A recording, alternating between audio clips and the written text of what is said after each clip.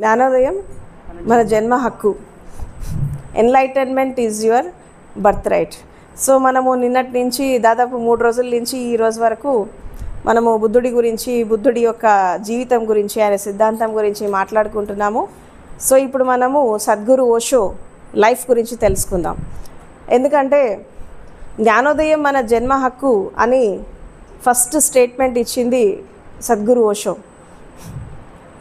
అంటే వాస్తవానికి భారతదేశంలో మనకి గౌతమ బుద్ధుడి తర్వాత మళ్ళీ ఒక అనర్గళంగా ఇటు సైన్స్ని అటు స్పిరిచువాలిటీని మమేకం చేసి, మళ్ళీ ఆధునిక సమాజానికి తగ్గట్టుగా ఒక విజ్ఞానాన్ని, ఆధ్యాత్మికతని ఒక కొత్త కోణంలో అందించినటువంటి వ్యక్తి సద్గురు ఓషో.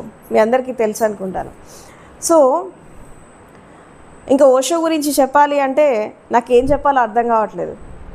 బుద్ధుడి గురించి ఇంత అనర్గళంగా మాట్లాడాను కదా, ఓషో గురించి ఏం చెప్పాలో అర్థం కావట్లేదు. ఎందుకు అర్థం కావట్లేదు చెప్పరా నేను మీకు. ఓషో ఫిలాసఫీ అనేది ఎలా ఉంటుంది అంటే, అన్లెస్ అంటిల్ మీరు దాన్ని ఎక్స్పీరియన్స్ చేస్తే తప్పించి మీకు అర్థం కాదు. ఎందుకు అర్థం కాదంటే, ప్రతిదీ చాలా ప్రాక్టికల్గా ఆయన అందించడం జరిగింది. అంటే ప్రపంచంలో ఎంతమంది జ్ఞానులు ఉన్నారు, ఎన్ని సిద్ధాంతాలు ఉన్నాయి, తర్వాత ఎన్ని రకాల గురు పరంపరలు ఉన్నాయి, తర్వాత ఎంతమంది మేధావులు ఉన్నారు, ఎంతమంది శాస్త్రవేత్తలు ఉన్నారు, వీళ్ళందరి యొక్క విజ్ఞానాన్ని మళ్ళీ తన వాణి ద్వారా ప్రపంచానికి అందించాడు. అట్లా దాదాపు కొన్ని 650 టైటిల్స్తో కొన్ని వేల పుస్తకాలు ఆయన ఇట్లా డిక్టేట్ చేస్తూ ఉంటే ఎన్నో రకాల పుస్తకాలు గ్రంథాల రూపంలో వచ్చినాయి. అండ్ అందులో భాగంగా ధమ్మపద మీద 5 వాల్యూమ్స్ ఉన్నాయి ఓషో మాట్లాడినవి. సో ఇంకా ఇక్కడ ఓషో గురించి మాట్లాడేదానికంటే ముందు నా గురించి నేను కొంచెం చెప్పాలి, ఎందుకంటే ఆయన గురువు కాబట్టి. సో నేను ఒక 30 years బ్యాక్, నేను అప్పుడు ఇంటర్మీడియట్ కంప్లీట్ అయిపోయింది, నేను డిగ్రీ ఫస్ట్ ఇయర్లో ఉన్నాను. సో అప్పుడు నేను ఒక బ్రాహ్మణ కుటుంబంలో జన్మించాను. తెల్లారి లేస్తే పూజలు, పునస్కారాలు, తర్వాత వ్రతాలు, నోములు, దేవాలయాలు, దర్శనాలు, ఇలాంటి సంస్కృతిలో, తర్వాత ఇలాంటి సాంప్రదాయంలో జన్మించినటువంటి పరిస్థితి నాది. అసలు ఆధ్యాత్మికం అనేది మచ్చుకైనా లేదు. ఎంతసేపు మనము కర్మకాండాలు చేస్తూ జీవించాలి అనేటటువంటి అలాంటి ఫ్యామిలీలో పుట్టినటువంటి నాకు చిన్నప్పటి నుంచి కూడా అంధవిశ్వాసాలు, అంధశ్రద్ధ అంటే నాకు నచ్చేది కాదు. ఏదైనా సరే మనం కళ్ళతో చూస్తే కానీ అది సత్యం కాదు, మనం చూడకుండా దాన్ని ఎలా నమ్ముతాం గుడ్డిగా అనేది మా ఫాదర్కి నాకు ఆర్గ్యుమెంట్ జరుగుతూ ఉండేది చిన్నప్పుడు. అంటే మా నాన్న శివభక్తుడు అనమాట, బాగా శివుడిని ఆరాధించేవాళ్ళు. సో అట్లాంటి క్రమంలో అసలు పరమశివుడిని ఎందుకు ఆరాధిస్తారు, అసలు రూపం ఎట్లా ఉంటుంది, ఈ రాయిని ఎందుకు మొక్కుతారు, అసలు దేవాలయాలకు ఎందుకు వెళ్ళాలి, ఇలాంటి ఒక క్వశ్చన్స్ అనేవి నాకు ఒక 10 years ఉన్నప్పటి నుంచే స్టార్ట్ అయిపోయేది. సో నేను ప్రతిదీ క్వశ్చన్ చేస్తూ ఉండేదాన్ని, ప్రతిదాన్ని అమ్మని నాన్నని ఊరికే అడుగుతూ ఉండేదాన్ని. ఇది అలా ఎందుకుంది, ఇలా ఎందుకుంది, దీన్ని మనం ఎందుకు ఇలా ఫాలో కావాలా, దీంట్లో ఉండే ఆంతర్యం ఏంటి అని చిన్నప్పటి నుంచి చాలా క్వశ్చన్స్ ఏరేజ్ చేసేదాన్ని. వాళ్ళు నా క్వశ్చన్స్తో విసిగిపోయి అప్పుడప్పుడు తిట్టేవాళ్ళు. ఏం చెప్పాలో అర్థం కాదు, ఎందుకంటే వాళ్ళకు కూడా తెలియదు కాబట్టి. సో ఇట్లా ఒక ఇన్నర్ సర్చ్ అనేది నాకు స్టార్ట్ అయిపోయాక నేను మా ఇంట్లో షిరిడి సాయిబాబాని కూడా బాగా నమ్మేవాళ్ళు, ఆయన కూడా పూజలు చేసేవాళ్ళు.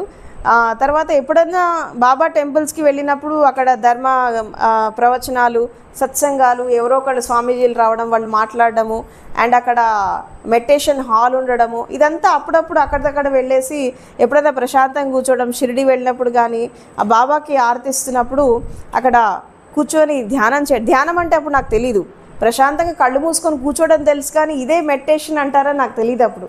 సో అట్లా అక్కడ కూర్చోవడము, గంటలు కూర్చోవడము, ఇది అలవాటు అయిపోయింది. అంటే పీస్ఫుల్గా మనం లైఫ్ లీడ్ చేయాలా, ఏదో ఈ గందరగోళము, ఈ సామాజికమైనటువంటి స్థితులలో మనం ఉండడం కాదు, జీవితాన్ని చాలా ప్రశాంతంగా ఉండాలి, మనము వర్తమానంలో ఉండాలి, గతం భవిష్యత్తు కాదు, మనం జీవితాన్ని మనం మార్చుకోవాలి అంటే మనం ఒక సత్యంతో ఉండాలి అనేటటువంటి దశగానే నా ఆలోచన విధానం పోయేది. అలా వెళ్తూ నేను పెరుగుతున్నటువంటి క్రమంలో నాకు 13 సంవత్సరాలు ఉన్నప్పుడు మా నాన్న చనిపోయారు 13 yearsకి. సో ఎందుకంటే మా ఫాదర్ అంటే నాకు చాలా ఇష్టం అనమాట. నాకు ఏమనిపించింది అంటే, నా చేతుల మీదుగా ప్రాణం పోయింది మా నాన్నది. చూశాను చనిపోయేటప్పుడు ఆ మనిషి యొక్క స్ట్రగుల్ ఎలా ఉంటుంది, తను ఎలా వెళ్ళిపోతాడు, అండ్ ఆ శరీరం అనేది ఎంత సఫర్ అవుతుంది, ఎంత దుఃఖం ఉంటుంది, ఎంత పెయిన్ ఉంటుంది, ఇదంతా నేను ప్రాక్టికల్గా చూశాను. అది చూసాక ఏమనిపించిందంటే, అరే ఏంటి జీవితం అంతా మనిషి ఇన్ని ఆరాటాలు పోరాటాలు చేస్తాడు, అట్లాంటిది చచ్చిపోయేటప్పుడు ఈ సఫరింగ్ ఎందుకు ఉంటుంది, అసలు ఈ దుఃఖం ఎందుకుంది, ఈ బాధలు ఎందుకున్నాయి అని చెప్పి చూస్తూ చూస్తూ ఆయన ప్రాణం పోయే స్థితి కూడా నేను చూశాను. ఆ టైంలో ఇంట్లో ఎవరు లేరు, నేను ఒక్కదాన్నే ఉన్నాను, జస్ట్ నేను చాలా చిన్నపిల్లని 13 years. అది చూస్తూ చూస్తూ తర్వాత ఇంట్లో వాళ్ళు అందరూ వచ్చారు, ఏమైంది అంటే, ఏమో పోయినాడేమో చూడండి అని చెప్పాను. నేను బాడీ కదలట్లేదు, పోయినాడేమో చూడండి అని చెప్పి అనేసరికి ఇంకా అందరూ చూసేసి లేదు వెళ్ళిపోయాడు అని అనేసరికి నాకు అసలు దుఃఖం రాలేదు. నేను ఒక షాక్కి గురయ్యానేమో నన్ను అందరూ అనుకున్నారు, కానీ ఒక విధంగా నాకు కోపం అనమాట, మా నాన్న మీద నన్ను వదిలేసిపోయినాడని. కాదు, నన్ను వదిలేసి వెళ్ళిపోయాడని కోపం అనమాట. అరే నేను ఇంతగా ప్రేమించాను, ఇంతగా నేను ఈయనతో అటాచ్మెంట్ పెట్టుకున్నాను, ఎందుకు నన్ను వదిలేసి వెళ్ళాడని చెప్పి ఆ చిన్న వయసులో ఆ కోపమే ఉంటుంది. ఎందుకంటే ఆ మరణము, ఈ జన్మ, ఇవన్నీ ఆ టైంలో మనకు తెలియదు కదా, ఒక కోపం ఉంటుంది వదిలేసి వెళ్ళిపోయాడని చెప్పి. సో అట్లా నాకు అప్పటి నుంచి, అంటే ఆ రోజు నుంచి ఈ రోజు వరకు కూడా నేను బంధాలతో అటాచ్ కాను.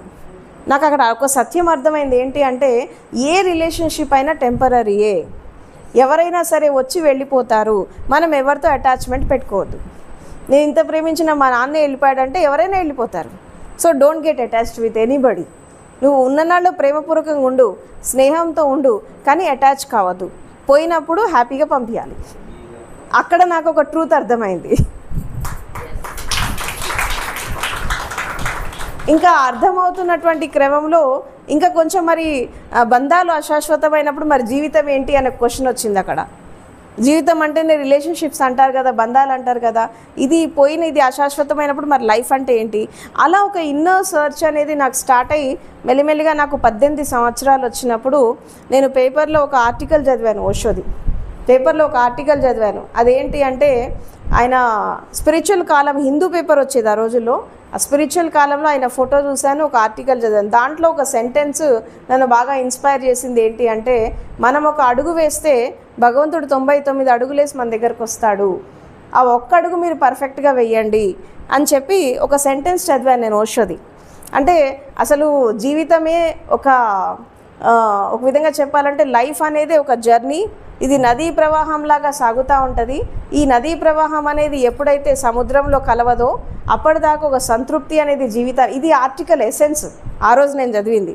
సో సముద్ర ప్రవాహంలాగా సముద్రంలో కలవదో అప్పటిదాకా ఈ నదికి ఎలాగైతే ఒక ఎండ్ పాయింట్ ఉన్నదో మనిషి జీవితం కూడా ఒక నదిలాగా ప్రవహించి ఈ యొక్క చైతన్యం అనే సముద్రంలో చేరేదాకా ఆది ఉండదు, అంతం ఉండదు. కాబట్టి మన దశ అక్కడి దాకా వెళ్ళాలి. అది వెళ్ళాలంటే మాత్రం మనం వేసే తొలి అడుగు ఏదైతే ఉందో అది చాలా పర్ఫెక్ట్గా వేయాలి, కరెక్ట్గా వేయాలి. వేస్తే మనకి ఆటోమేటిక్గా ఆ సత్యం అనేది మనల్ని వెతుక్కుంటా వస్తుంది అని ఈ సెంటెన్స్ నన్ను బాగా ఇన్స్పైర్ చేసింది. అండ్ ఓషోని చూసినప్పుడు నాకు కలిగినటువంటి ఫస్ట్ స్పందన అంటే లవ్ అఫేర్ అంటారు కదా, ఫస్ట్ లవ్ అంటారు. సో అది ఆయన చూడగా నాకు అనిపించింది ఏంటంటే, సరే ప్రపంచం దృష్టిలో ఆయన ఏంటి అనేది నాకు అనవసరం, ఎందుకంటే అంత అవగాహన కూడా మనకు లేదు. సో ఆయనను చూసినప్పుడు నాకు వచ్చిన ఫస్ట్ ఫీల్ ఏంటంటే, భగవంతుడు అనేవాడు నిజంగా ఉంటే, ఒకవేళ ఈ రూపం అనేది ఉంటే ఈయనలాగే ఉంటాడేమో అని అనిపించింది నాకు ఫస్ట్ చూడగానే. భగవంతుడు ఎలా ఉంటాడో మనకు తెలీదు, కానీ ఈయనలాగే ఉంటాడేమో ఒకవేళ మనిషి రూపంలో ఉంటే అన్న ఫీల్ వచ్చింది. ఎలాగైనా సరే మనము ఆయన గురించి తెలుసుకోవాలి, అన్వేషణ చేయాలి అనే ఉద్దేశంతో నేను కొంచెం వెతకడం జరిగింది. కొంతమంది తెలిసిన వాళ్ళని అడిగినప్పుడు ఆయన ఇప్పుడు లేరు, బాడీ వెకేట్ చేశారు. అప్పటికే ఆయన లేరు, ఓషో లేరు, వెళ్ళిపోయారు. సో బాడీ వెకేట్ చేశారు అని అంటే అయ్యో కొంచెం మళ్ళీ నిరాశ నిస్పృహ వచ్చేసింది. అయ్యో మరి ఎలా తెలుసుకోవాలి ఈయన గురించి అని చెప్పి. అలా అనుకోకుండా నేను ప్రయాణం చేస్తున్నటువంటి క్రమంలో ఓషో వాళ్ళ బ్రదర్ స్వామి శైలేంద్ర సరస్వతి ఆయన అనుకోకుండా హైదరాబాద్ రావడము, వాళ్ళు అక్కడ 3 days వర్క్షాప్ కండక్ట్ చేయడము, అలా నేను వాళ్ళ దగ్గరికి వెళ్ళడము, తర్వాత సాధన మొదలు పెట్టడం, ఇదంతా కూడా ఒక 1 yearలో జరిగిపోయింది.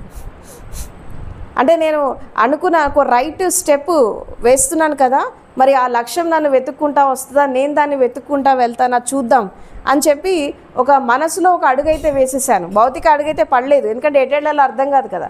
మానసికంగా ఒక అడుగైతే వేశాను, ఎలాగైనా సరే ఈయన నా గురువు అని ఫిక్స్ అయిపోయాను. ఈయన ఫిలాసఫీని, సిద్ధాంతాన్ని మనం ఎలాగైనా పట్టుకొని మన మనసులో మెదులుతున్నటువంటి ప్రశ్నలకి మనం సమాధానం వెతుక్కుంటా పోవాలి. ఈయన మాత్రమే ఆ లక్ష్యాన్ని మనకు చూపించగలడు అనేటటువంటి ఆ ట్రస్ట్, ఆ నమ్మకం అనేది నాకు వచ్చేసింది ఆ ఆర్టికల్ చదివాక. సో ఆ ఇన్నర్ చెప్పేసింది అనమాట, హీఈస్ ద పర్ఫెక్ట్ మాస్టర్. నేను నా మనసులో భావన ఒకటే ఉండే, చూడు నువ్వెవరో నాకు తెలీదు, అసలు నువ్వు ఉన్నావో లేదో నాకు తెలీదు, కానీ నీ జ్ఞానం అయితే నాకు కావాలి, నువ్వు అది ఎలా అందిస్తావో అందించు, ఐఎమ్ వెయిటింగ్ ఫర్ దట్ అని చెప్పి నేను ఎదురు చూస్తున్నాను, మీరు ఎలా అందిస్తారో అందించండి అని ఒక భావము నాకు ప్రతి క్షణం నా హృదయం లోపల అది ప్రతిధ్వనిస్తూ ఉండేది.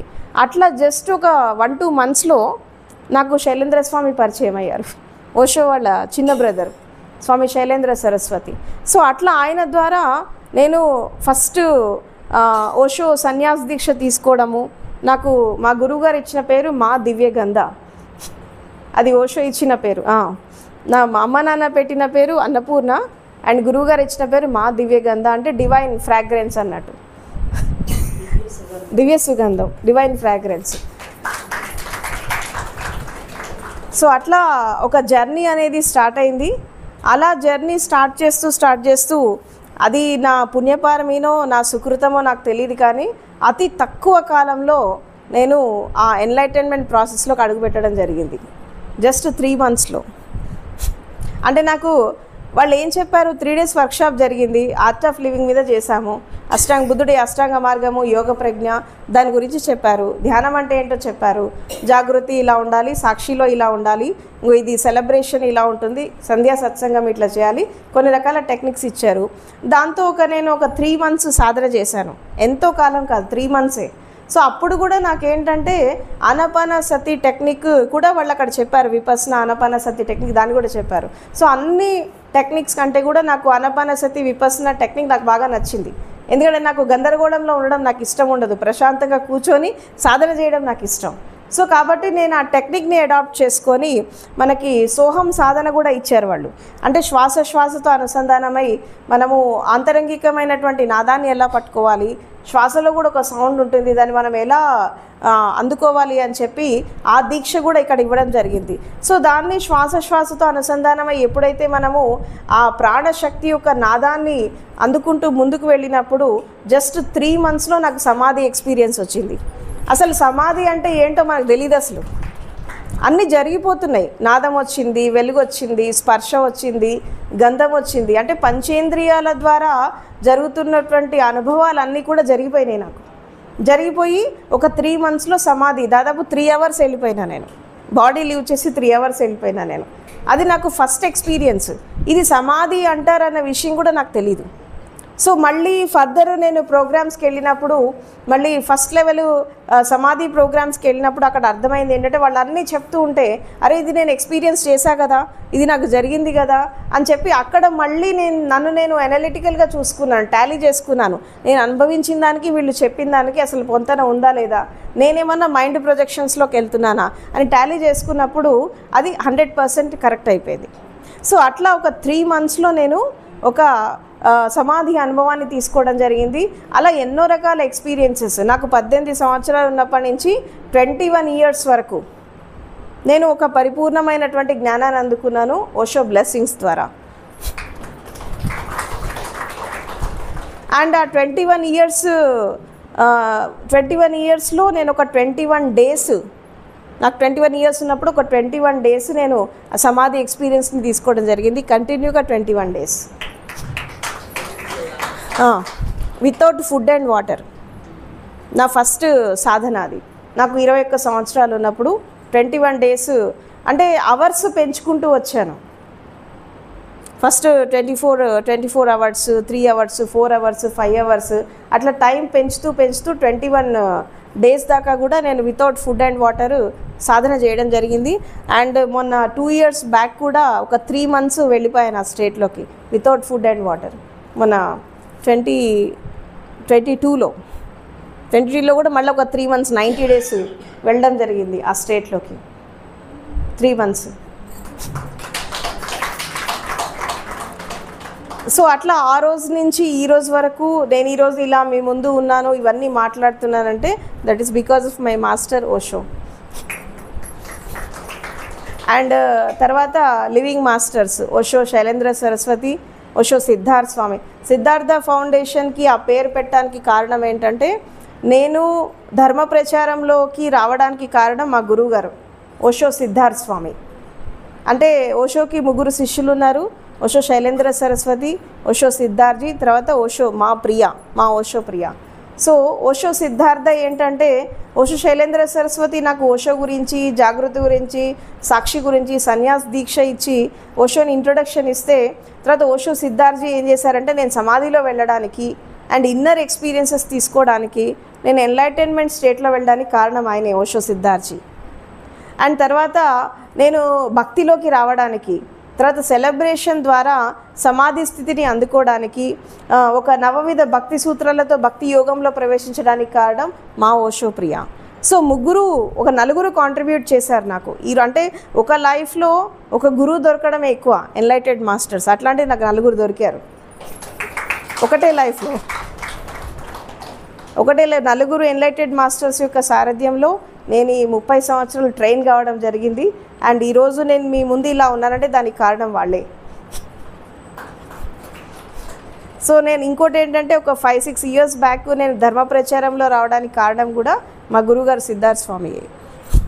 యాక్చువల్గా నాకు ఆ ఇంటెన్షన్ లేదు బయటికి వచ్చి ధర్మ ప్రచారం చేయాలి, నేను ఇట్లా విజ్డమ్ని పంచాలని నాకు ఎప్పుడు నా సంకల్ప బలం కాదు, నా ఇంటెన్షన్ కాదు. సో ఆ గురువులు అలా పంపించారు కాబట్టి నేను మీ ముందుకు వచ్చాను. నా సంకల్ప బలం అంతా ఒకటే ఏంటంటే, నేను పరిపూర్ణమైనటువంటి జ్ఞానాన్ని అందుకొని నాది నేను చూసుకొని వెళ్ళిపోవాలి అనేటటువంటి ధోరణి నాది. ఎందుకంటే నేను చాలా ఇంట్రావర్ట్, ఎక్స్ట్రావర్ట్ కాదు నేను మొదటి నుంచి కూడా. అంటే అంతర్ముఖమై జీవించడం అనేది నాకు చాలా అలవాటు మొదటి నుంచి కూడా. ఈ బహిర్ముఖం అవ్వడం చాలా తక్కువ, ఇప్పటికీ చాలా తక్కువ. ఏకాంతాన్ని, ఒంటరితనాన్ని నేను ఎక్కువ కోరుకుంటూ ఉంటాను, నలుగురిలో ఉండడం దానికంటే కూడా. సో అయినప్పటికీ కూడా గురువులు ఒక బాధ్యత పెట్టారు, దాన్ని ఫుల్ఫిల్ చేయాలి అనేటటువంటి ఉద్దేశంతోనే నేను ఒక 5-6 ఇయర్స్ బ్యాక్ నేను రావడం జరిగింది. అందులో భాగంగా మీకు తెలుసు తర్వాత ఏం జరిగిందో, పిఎంసీలో ప్రోగ్రామ్స్ రావడము, బయట ప్రోగ్రామ్స్ చేయడము, దాని ద్వారా నేను ఇక్కడి దాకా రావడం జరిగింది. సో ఇదంతా జరిగింది అంటే అది because of my master Osho. And ఇంకోటి ఏంటంటే, నేను ఓషో దగ్గరకు వచ్చాక ఆయన నోటి వెంబడి బుద్ధుడి గురించి నేను చాలా విన్నాను. అరే ఈయన బుద్ధుడి సిద్ధాంతానికి అసలు చాలా డిఫరెంట్గా ఉంటుంది కదా, ప్రతి దాంట్లో ఎందుకు ఈయన బుద్ధుడిని తీసుకొని వస్తున్నాడు, ఎందుకు బుద్ధ రెఫరెన్స్ ఎందుకు ఇస్తున్నాడు అంటే, మనం గమనిస్తూ ఉంటే మీరు కూడా ఓషో బుక్స్ చదివే ఉంటారు. ఎవరి గురించి మాట్లాడినా, ఏ గురువు గురించి మాట్లాడినా, ఏ సిద్ధాంతం గురించి మాట్లాడినా తప్పకుండా బుద్ధ రెఫరెన్స్ వస్తుంది దాంట్లో. బుద్ధుడి రెఫరెన్స్ అనేది లేకుండా ఆయన డిస్కోర్స్ అనేది ఎండ్ కాదు. మీరు కూడా చదివిన వాళ్ళకి అర్థమవుతుంది, అది బుక్స్ చదివిన వాళ్ళకి, విన్న వాళ్ళకి. సో ఎందుకు ఈయన బుద్ధ రెఫరెన్స్ ఇస్తున్నాడు, అసలు బుద్ధుడిలో ఉండేటటువంటి ఆ విశిష్టమైనటువంటి గుణం ఏంటి అని చెప్పి నేను ఓషో మాట్లాడినటువంటి ధమ్మపద అనేటటువంటి ఒక డిస్కోర్స్ విన్నా నేను బుద్ధుడి గురించి. అసలు బుద్ధుడి యొక్క ఇంపార్టెన్స్ ఏంటి అని విందామని బుద్ధ ధర్మకే వైజ్ఞానిక్ అని చెప్పి ఒక డిస్కోర్స్ ఉంది హిందీలో, అది నేను విన్నా అనమాట. విన్న తర్వాత అసలు ఆయన బుద్ధుడి గురించి ఎంత విశ్లేషణ ఇస్తాడు అంటే అది వండర్ అనిపిస్తుంది అది వింటూ ఉంటే మనకి. అంటే ఎందుకు బుద్ధుడికి ఓషోకి అవినాభావ సంబంధం అనేది ఎందుకుంది, అసలు ఆయనకి ఉన్నటువంటి ఆ కనెక్షన్ ఏంటి అని నేను ఇంకొక బుక్ చదివాను ఓషోది. నేను చదివింది 3 పుస్తకాలండి. ఓషోవి కూడా 3 చదివాను, ఇంతవరకు ఎవరివి చదవాలా నేను. ఒకటి ఏంటంటే ద రెబెల్ అనే బుక్ చదివాను ఓషోది, తర్వాత గోల్డెన్ ఫ్యూచర్ ఒకటి, తర్వాత గోల్డెన్ చైల్డ్హుడ్ అని ఓషోది ఒక ఆటోబయోగ్రఫీ బుక్ ఉంటుందన్నమాట. ఈ ఆటోబయోగ్రఫీ బుక్లో ఆయన ఏం చెప్తారంటే, పాస్ట్ లైఫ్లో తను ఏంటి, ఈ లైఫ్లో తను రావడానికి కారణం ఏంటి, తను గతంలో తీసుకున్నటువంటి తన జన్మ యొక్క పరంపర ఎలా ఉంది, ఇదంతా కూడా దాంట్లో చెప్పడం జరిగింది. అయితే అందులో ఆయన 3 లైఫ్స్ గురించి చాలా స్పష్టంగా చెప్తారు, 3 జన్మల గురించి. ఆయన ఏం చెప్తారంటే, ఈ ఓషో లైఫ్కి రాకముందు, అంతకంటే ముందు లైఫ్స్లలో ఈయన టిబెట్లో ఒక లామాలాగా జన్మించారు ఓషో.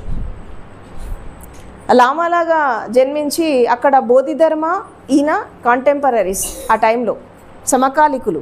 ఈ సమకాలికంగా ఉన్నటువంటి ఆ స్థితులలో ఆయనకి దాదాపు ఒక 80 ఇయర్స్ ఉన్నప్పుడు ఆయన ఎన్లైట్మెంట్ పొందుతారు ఓషో ఆ లైఫ్లో, లామాలాగా ఉన్నప్పుడు.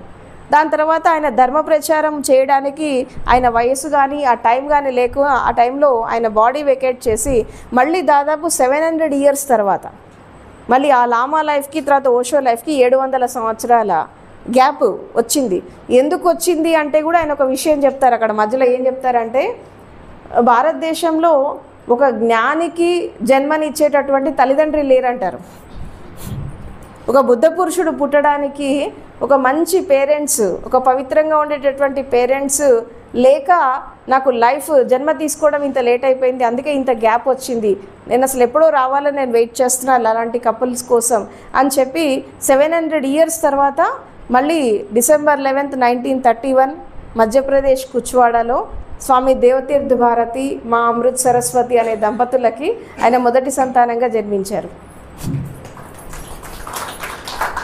అట్లా వాళ్ళ ఫ్యామిలీలో దాదాపు ఒక 5గురు ఎన్లైటెడ్ మాస్టర్స్ ఒకే పేరెంట్స్కి పుట్టారు. శైలేంద్ర సరస్వతి కానీ, స్వామి అమృతో కానీ, తర్వాత మా ఓషో ప్రియ, దాదాపు 5-6 మెంబర్స్ అంతా ఎన్లైటెడ్ మాస్టర్స్ ఒకే ఫ్యామిలీలో పుట్టారు. ఈవెన్ ఓషో వాళ్ళ ఫాదర్ మదర్ కూడా ఎన్లైటెడే, వాళ్ళిద్దరు కూడా ఎన్లైటెడ్.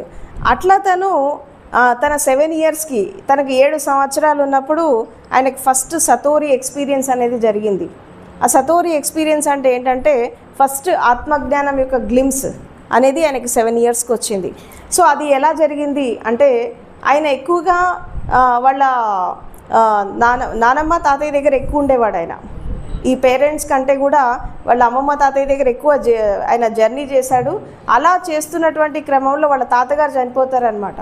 చనిపోయినప్పుడు అందరూ ఏడుస్తూ ఉంటే అసలు ఈ చనిపోవడం అంటే ఏంటి, ఇదేంటి, వీళ్ళంతా ఎందుకు ఏడుస్తున్నారు, అసలు మనిషి చచ్చిపోతే ఎక్కడికి పోతాడు, ఇదంతా తన లోపల తనకి క్వశ్చన్స్ ఎరేజ్ అవుతూ ఉంటాయి. ఆ ఎరేజ్ అవుతున్నటువంటి క్రమంలో ఆయన వాళ్ళ తాతయ్య అంటే ఆయనకు చాలా ఇష్టం, చాలా ప్రేమించేవాడు. చిన్నప్పటి నుంచి వాళ్ళతో పెరిగాడు. ఇక ఆయన లేనప్పుడు నేను ఎందుకు బతకాలి, నేను కూడా చచ్చిపోవాలి అని ఏం చేస్తాడంటే ఆ నైట్ అంతా కూడా ఆ భావన మనసులో పెట్టుకొని ఆయన ఒక రూమ్లోకి వెళ్ళిపోయి అక్కడ శవం ఎలాగైతే పడుంటుందో అదే పొజిషన్లో అలా పడుకుండిపోతాడు. శవాసనంలోకి వెళ్ళిపోయి నేను కూడా చచ్చిపోవాలి అని ఆ భావన తీవ్రంగా లోపల అవుతున్న కొద్ది ఏమవుతుందంటే బాడీ డెడ్ అయిపోతుంది. అనుకోకుండా బాడీ డెడ్ అయిపోయింది. ఆ బాడీ డెడ్ అయిపోయినప్పుడు ఏం జరిగింది అంటే, అరే నా శరీరం చచ్చిపోయిందేంటి, నేను ఎందుకు ఇలా ఉన్నా, నా శరీరం ఎందుకు ఇలా ఉంది అంటే ఆ బాడీకి ఆ ప్రాణానికి ఒక డీవియేషన్ అనేది రావడం జరిగింది. అప్పుడు ఆయనకు ఒక ఫస్ట్ సత్యం అర్థమైంది ఏంటి అంటే, ఓహో నేను ఈ శరీరం కాదు, నేను శరీరము పోయినప్పటికీ కూడా నాకు తెలుస్తోంది అంటే నేను ఈ శరీరం కాదు. సో మరణం అంటే ఇంతే, దీనికి దుఃఖించాల్సినటువంటి అవసరం లేదు. సింపుల్గా చెప్పాలంటే శరీరం ఒకటే చచ్చిపోతుంది కానీ మిగతాది మన లోపల ఉండే ఆ తత్వము ఆ శక్తికి చావు లేదు. కాబట్టి మరణం అనేది ఒక మాయ, డెత్ ఈజ్ ఆల్సో ఇల్యూషన్ అని చెప్పి ఫస్ట్ అనుభవం అనేది ఆయనకి 7 ఇయర్స్ ఉన్నప్పుడు జరిగింది. అండ్ ఇంకా దాని తర్వాత ఇంకా ముందుకు వెళ్తున్నటువంటి క్రమంలో ఇంకా జిజ్ఞాస మొదలైంది. అక్కడి నుంచి మళ్ళీ 7 to 14 ఇయర్స్ తన యొక్క జీవిత విధానాన్ని మనం చూస్తూ ఉంటే సన్యాసులతో తిరగడము, భారతదేశ యాత్ర చేయడము, అండ్ రకరకాల గురువులను కలవడము. ఆయనకి మెయిన్గా 2 గురువులు, మగ్గా బాబా, పాగల్ బాబా అని 2 ఉండేవాళ్ళు. అయితే ఈయన ఒక దశలోకి వచ్చేసి ఆయన సాధన చేస్తున్నటువంటి క్రమంలో ఒక చోట ఆగిపోతాడు. ఆయన ఆగిపోయినప్పుడు వీళ్ళిద్దరూ ఆయనకి హెల్ప్ చేసి ముందుకు తీసుకెళ్తారు. అది ఎక్కడ ఆగిపోయాడు అనేది నేను మీకు తర్వాత చెప్తాను. సో ముందుకు తీసుకెళ్తారు. ఆ ముందుకు తీసుకెళ్ళాక ఆయనకి ఒక 14 సంవత్సరాలు ఉన్నప్పుడు, 14 ఇయర్స్ ఉన్నప్పుడు ఆయన పరిపూర్ణమైనటువంటి సమాధి అనుభవాన్ని తీసుకోవడం జరిగింది. అంటే నేను మీకు ఇప్పుడు చెప్పాను కదా, సమాధిలో దాదాపు 58 లెవెల్స్ ఉంటాయి. అండ్ 58 లెవెల్స్లో మనము అప్ టు పరమపద సోపానం. ఎవరు కళ్ళు పోయేది దయచేసి, ధ్యానంలో ఎవరు ఉండకండి, అందరు కళ్ళు తెరిచి వినండి. పరమపద సోపానంలోకి మనము వెళ్తున్నప్పుడు, మనకి నిర్వాణ పదంలోకి వెళ్తున్నప్పుడు, మహాజీవన యాత్ర చేస్తున్నప్పుడు దాదాపు ఒక 58-59 లెవెల్స్ ఉంటాయి. దాంట్లో ఆ 59 లెవెల్స్కి మనం వెళ్తున్నప్పుడు మనకు అనేక రకాల స్టేజెస్ని మనం అందుకుంటూ ముందుకు వెళ్తాము. ఆయన ఆ స్టేజెస్ అన్నీ కూడా ఒక 14, 15, 16 ఇయర్స్కి దాటిపోయాడు. ఆయన దాటిపోయి దాదాపు ఆయనకి 21 ఇయర్స్ ఉన్నప్పుడు ఆయన ఎన్లైటన్మెంట్ పొందడం అనేది జరిగింది. ఆయనకి మార్చి 21 ఆయన జ్ఞానోదయం పొందడం జరిగింది. సో ఈ జ్ఞానోదయము వచ్చేదానికంటే ముందు ఏం జరిగింది అంటే, ఈ 15-16 సంవత్సరాల వరకు సాధన చేస్తూ ఈ ఎడ్యుకేషన్ కంప్లీట్ చేసుకుంటూ తను డిగ్రీ కంప్లీట్ చేస్తూ చదువుకుంటూ అన్నీ చూస్తున్నటువంటి క్రమంలో కూడా చిన్న చిన్న అనుభవాలు వస్తున్నాయే కానీ పరిపూర్ణమైనటువంటి జ్ఞానాన్ని తను అందుకోలేకపోతున్నాడు. ఎక్కడ లోపం జరుగుతోంది అని చెప్పి తనలో తాను మదనపడము, అంతర్మదనం చేసుకోవడము, సంఘర్షణ చేసుకోవడము, ఇవన్నీ రకరకాల ప్రయోగాలు చేసేవాడు ఆయన. ఎన్ని ప్రయోగాలు చేశారంటే అసలు ఈ జాగృతి టెక్నిక్స్ అందుకోవడానికి, సాక్షి టెక్నిక్స్ అందుకోవడానికి రకరకాల ప్రయోగాలు చేసేవాడు. అంటే అక్కడ జబల్పూర్లో నర్మదా నది ఉండేది. ఆ నర్మదా నదిలో రోజు ఆయన ఈత వస్తుంది, ఆయనకి ఈత వస్తే రోజు దాంట్లో మునిగేసి ఎక్కడో పోయి తేలేవాడు.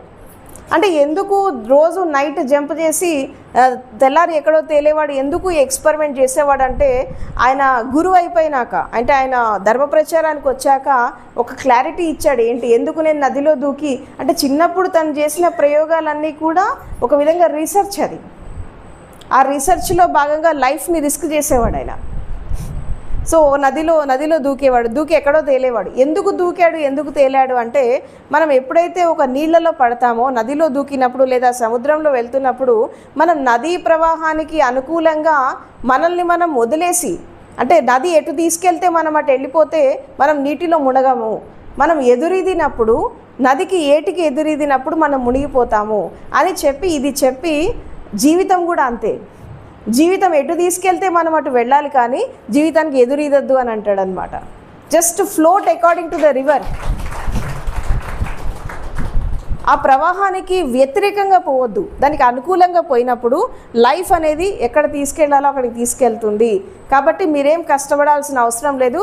సో జాగృతిలో సాక్షిలాగా ఉంటూ జీవిత ప్రవాహం ఎటు తీసుకెళ్తే మీరు అటు ఫ్లోట్ అవుతూ ఉంటే జీవితం చాలా హ్యాపీగా ఉంటుంది. మీ జీవితమే మిమ్మల్ని నడిపిస్తుంది జ్ఞానం వైపు అని చెప్పి ఫస్ట్ స్టేట్మెంట్ ఇచ్చారు ఆయన. అందుకే జీవన్ హీ హై ప్రభు అని అంటాడు. భగవంతుడు అనేవాడు ఎక్కడో లేడు, నువ్వు సంపూర్ణంగా జీవించేటటువంటి నీ జీవిత విధానంలోనే దైవత్వం ఉంది, దివ్యత్వం ఉంది. కాబట్టి భగవంతుడిని మనం ఇక్కడ ఈ క్షణం మనం దర్శించుకోవచ్చు. ఎందుకంటే జ్ఞానోదయం అనేది మన జన్మ హక్కు అని చెప్పి ఫస్ట్ స్టేట్మెంట్ ఇస్తాడు అక్కడ ఆయన. అండ్ అదేవిధంగా ఇంకా ముందుకెళ్తూ ఆయన జాగృతి టెక్నిక్స్, సాక్షి సాధన గురించి ఆయన చెప్తున్నప్పుడు, మనకి ముందుకు నడిచినప్పుడు మనం ఎలా నడుస్తాం, మనం బ్యాక్కి నడిచినప్పుడు మనం ఎలా నడుస్తాం. ముందుకు నడుస్తున్నప్పుడు మనకు అంత అవేర్నెస్ ఉండదు. ఒక్కొక్క అడుగు మనం బ్యాక్ వేస్తున్నప్పుడు మనం అవేర్నెస్ని మనం ఎలా మెయింటైన్ చేయొచ్చు, ఇదంతా కూడా రకరకాల టెక్నిక్స్, రకరకాల సాధనలు ఆయన ఇవ్వడం. ఎన్ని టెక్నిక్స్ అంటే, ఆయన డిజైన్ చేసిన టెక్నిక్స్ 108 టెక్నిక్స్, బుక్లో ప్రింట్ అయిన 108 మాత్రమే. కానీ దాదాపు కొన్ని వేల టెక్నిక్స్ ఉన్నాయి. అంటే ఒక మనిషి అల్టిమేట్ విజ్డమ్ అందుకోవడానికి, అల్టిమేట్ ఎన్లైటన్మెంట్ అందుకోవడానికి చాలా రకాల పద్ధతులు ఇచ్చారు ఆయన. చాలా ఈజియెస్ట్ టెక్నిక్స్ ఇచ్చాడు. ఆయన లైఫ్ అంతా కూడా రీసెర్చ్, అంటే చెట్లతో, నేచర్తో ఉంటూ, తర్వాత యూనివర్స్తో ఉంటూ, తర్వాత సన్ రైజ్తో ఎలా మనం సాధన చేయాలి, పంచభూతాలతో ఎలా మనం సాధన చేయాలి, ప్రకృతితో మనం ఎలా అనుసంధానం కావాలి, మనలో మనం ఎలా అనుసంధానం కావాలి, మన జీవితాన్ని మనం ఎలా ముందుకు తీసుకెళ్ళాలి, ఇవన్నీ కూడా అసలు బుద్ధుడే అంటే బుద్ధుడి కంటే చాలా అడ్వాన్స్ టెక్నిక్స్ ఇచ్చాడు ఓషో. అంటే ఎట్లా అంటే చాలా సింపుల్, అరటిపండు ఒలిచి నోట్లో పెట్టినట్టే, దాన్ని మనం తినడమే ఆలస్యం. సో ఇట్లా ప్రతి ఒక్క కాన్సెప్ట్ పైన, ప్రతి ఒక్క సబ్జెక్ట్ పైన ఇది అది అని కాకుండా దాదాపు ప్రపంచంలో ఎన్ని రకాల కాన్సెప్ట్స్ ఉంటాయో అన్ని రకాల కాన్సెప్ట్స్ ద్వారా ఆయన జ్ఞానాన్ని అందుకోవడం జరిగింది. అందుకోవడమే కాకుండా దాదాపు 650 టైటిల్స్, 11,000 బుక్స్ ప్రింట్ అయ్యాయి ఆయన డిస్కోర్సెస్ అన్నీ కూడా. సో ఈరోజు మనం ఆ జ్ఞానాన్ని అందుకుంటున్నామంటే బికాజ్ ఆఫ్ ఆయన కాంట్రిబ్యూషన్. అంటే జీవితాన్ని ఒక రీసెర్చ్ లాగా చేశాడు, ఒక అన్వేషణ, అది కూడా సైన్స్తో జోడిస్తూ, ఈ ఆధునిక సమాజానికి తగ్గట్టుగా సైన్స్తో జోడిస్తూ, అండ్ తర్వాత విజ్ఞానాన్ని జోడిస్తూ ప్రతి ఒక్క దాన్ని మనం. ఇంకోటి ఓషోలో ఉండే ఒక గొప్ప క్వాలిటీ నేను గమనించింది ఏంటి అంటే, చాలామంది కళ్ళు మూస్తే సత్యం కనబడుతుంది అని అంటారు, కానీ ఓషో చెప్తాడు అంటే కళ్ళు తెరిచి కూడా సత్యాన్ని చూడు అని అంటాడు ఆయన. కళ్ళు తెరిచి కూడా నువ్వు సత్యాన్ని చూడు. ఇప్పుడు లోపల బయట అంతా ఒకటే. నువ్వు బయట చూడలేనప్పుడు నువ్వు లోపల కూడా చూడలేవు అంటాడు ఆయన. ఇప్పుడు అంటే నేను కూడా ఇలాంటి ప్రయోగాలు చాలా చేపిస్తాను నా వర్క్షాప్స్లో, ఎస్పెషల్లీ 9 days వర్క్షాప్స్లో. కళ్ళు మూసే కాదు, కళ్ళు తెరిచి కూడా మనం ఒక సత్యాన్ని అర్థం చేసుకోవాలి. ఇప్పుడు శరీరం అనేది మనకు అనేక రకాల కణాలతో, ఎలక్ట్రాన్స్తో, ప్రోటాన్స్తో, న్యూట్రాన్స్తో నిర్మాణం జరిగింది అని చెప్పి మనం సైన్స్లో చదువుకున్నాము. తర్వాత మన శరీరంలో కూడా అదే జరుగుతుంది, ప్రతి ఒక్క జీవిలో అదే జరుగుతుంది. కానీ అది ఎలా జరుగుతుందో మనం ఎప్పుడైనా చూసామా? మీరు ఎప్పుడైనా చూసారా? నేను చూశాను. కళ్ళు తెరిచి చూడొచ్చు. ఎవరైనా దర్శించారమ్మా ఎలక్ట్రాన్స్, ప్రోటాన్స్, న్యూట్రాన్స్ ఎలా పనిచేస్తాయి మీరు ఎప్పుడైనా చూసారా? సైంటిఫిక్గా ల్యాబొరేటరీస్లో సైంటిస్టులు వర్క్ చేస్తుంటే ఆ టీవీలలో బొమ్మల రూపంలో చూడటమే కానీ మనం నేకెడ్ ఐస్తో రియాలిటీకి ఎప్పుడైనా చూసామా? లోపల ఎప్పుడైనా చూసుకున్నారా? పోనీ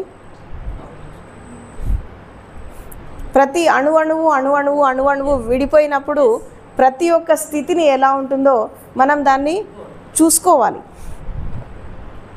ప్రతి కణకణం విడిపోతే ఎలా ఉంటుంది అంటే ఈవెన్ ప్రతి కణం లోపల ఉండేటట్టు యాటమ్ అంటారు కదా, ఈ యాటంలో ఉండేది 3 యాంగిల్స్ ఉంటాయి. ఒకటి ఎలక్ట్రాన్ ఉంటుంది, ప్రోటాన్ ఉంటుంది, న్యూట్రాన్ ఉంటుంది. ఈ ఎలక్ట్రాన్ అనేది ఏంటంటే ఎనర్జీ, మన జీవితానికి కారణమైనటువంటి శక్తిని సప్లై చేసేది ఏంటి? Energy, electron. ఇది ప్రతి యాటంలో ఉంటుంది, ప్రతి కణంలో ఉంటుంది. ఇది ప్రతి కణంలో ఉండేటటువంటి ఎలక్ట్రాన్ కొన్ని వేల కోట్ల కణాలు ఉన్నాయి మన శరీరంలో, అవునా? వేల కోట్ల కణాలతో శరీరం అనేది నిర్మాణం జరిగింది. సో ప్రతి ఒక్క కణంలో ఒక ఎలక్ట్రాన్ ఉంది, ఒక ప్రోటాన్ ఉంది, ఒక న్యూట్రాన్ ఉంది. ఎలక్ట్రాన్ని మనం డివైడ్ చేస్తే 3 పార్ట్స్గా మనం డివైడ్ చేయొచ్చు. సో ఎలక్ట్రాన్ అనేది ఎనర్జీ. తర్వాత ఈ ప్రోటాన్, న్యూట్రాన్ ఏంటంటే ఈ పంచభూతాలతో నిర్మాణమైనటువంటి ఈ శరీరం. అండ్ ఇంకా పంచభూతాల్లో కూడా మనం తీసుకుంటే 5 ఎలిమెంట్స్లో మనం తీసుకుంటే ఏంటంటే ఇప్పుడు భూమి ఉంది, ఆకాశతత్వం ఉంది, అగ్నితత్వం ఉంది, వాయుతత్వం ఉంది, జలతత్వం ఉంది, పంచభూతాలు ఉన్నాయి.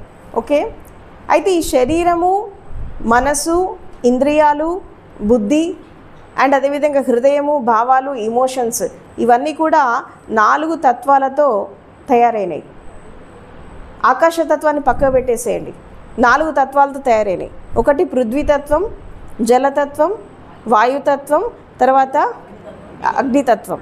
ఈ 4 తత్వాలతో ఈ శరీర నిర్మాణము, మన బుద్ధి, మన అహంకారం, అవునా, ఈవెన్ మన ప్రాణశక్తి కూడా, ఇంకా వాయువే కదా ప్రాణశక్తి, మన లోపల జరిగేటటువంటి ప్రతి ఒక్క ప్రక్రియ ఇదంతా కూడా 4 భూతాలతో తయారైనవి. మరి ఆకాశతత్వం ఎక్కడుంది? అది రహస్యం, దట్ ఈస్ సీక్రెట్. ఎందుకు సీక్రెట్ అంటే ఆధ్యాత్మిక ప్రయాణం అంతా కూడా ఆకాశతత్వంతో చేసేటటువంటి జర్నీ. ఎందుకంటే ఈ 4 భూతాలన్నీ ప్రపంచంలో బతకడానికి పనిచేస్తాయి, భౌతిక ప్రపంచంలో మనం జీవించడానికి పనిచేస్తాయి. కానీ ఆకాశతత్వం అనేది అంతర్యాత్రకి సహకరిస్తుంది. అందుకే ఆకాశతత్వం ఎక్కడ ఉంటుంది అంటే ఎవరు సరిగా చెప్పలేరు, చూపించలేరు. ఫస్ట్ ఆఫ్ ఆల్ చూపించలేరు. ఏ కణాన్ని పట్టుకొని ఇది ఆకాశతత్వం అంటావు, ఏ కణాన్ని మధ్యలో పట్టుకొని ఇది ఆకాశతత్వం అంటావు, ఎక్కడ నీ నిరాకారాన్ని రూపాన్ని చూపిస్తావు, తర్వాత ఎక్కడ నువ్వు ఆ ఘటాకాశాన్ని, మహాకాశాన్ని ఎక్కడ చూపిస్తావు అంటే ఇది చాలా కష్టమైనటువంటి పని. చాలామందికి ధ్యాన స్థితి ఎందుకు రావట్లేదు, మెడిటేషన్ ఎందుకు రావట్లేదు, ఎందుకు ఈ బాడీ, మైండ్ ఇవన్నీ డిస్టర్బ్ చేస్తున్నాయి అంటే మన శరీరంలో ఉండే 4 భూతాలు, ఇది అర్థం చేసుకోండి బాగా. మన శరీరంలో ఉండే 4 భూతాలు కదలికలో ఉంటాయి, మారిపోతూ ఉంటాయి, మార్పు చెందుతూ ఉంటాయి, అవునా? మనం పుట్టినప్పుడు చిన్న పిల్లలాగా తల్లి గర్భంలో అణువంత ఉన్నాం, బయటకు వచ్చే దాని తర్వాత పిండంలాగా మారాం, ఇంకా బయటకు వచ్చాక చిన్న పిల్లలాగా ఉన్నాం, ఇప్పుడు ఇంత పెద్ద పెరిగాం, ఏదో ఒకనాడు చచ్చిపోతాం. మార్పు అంటే ఈ 4 భూతాల్లో కలిగినటువంటి ఈ మార్పు ఏదైతే ఉందో ఇది ప్రతి క్షణం మారుతూ ఉంది. ఈ మార్పు జరగడం వల్ల ఏం జరుగుతుందంటే స్థిరత్వం రావట్లేదు, అందుకే ధ్యానం రావట్లేదు. శ్వాస కదలికలో ఉంది, శరీరం కదలికలో ఉంది, మనసు కదలికలో ఉంది, భావాలు కదలికల్లో ఉన్నాయి, అవునా? ప్రతి కణకణం కదులుతోంది, ప్రతి ఒక్క స్థితి కదులుతోంది. ఈ కదులుతుంటే ధ్యానం ఎక్కడి నుంచి వస్తుంది? ఇది మూమెంట్లో ఉన్నప్పుడు దాంతోపాటు మనం కూడా మూవ్ ఆన్ అయిపోతున్నాం కదా, దాంట్లో రోల్ ఆన్ అయిపోతున్నాం కదా.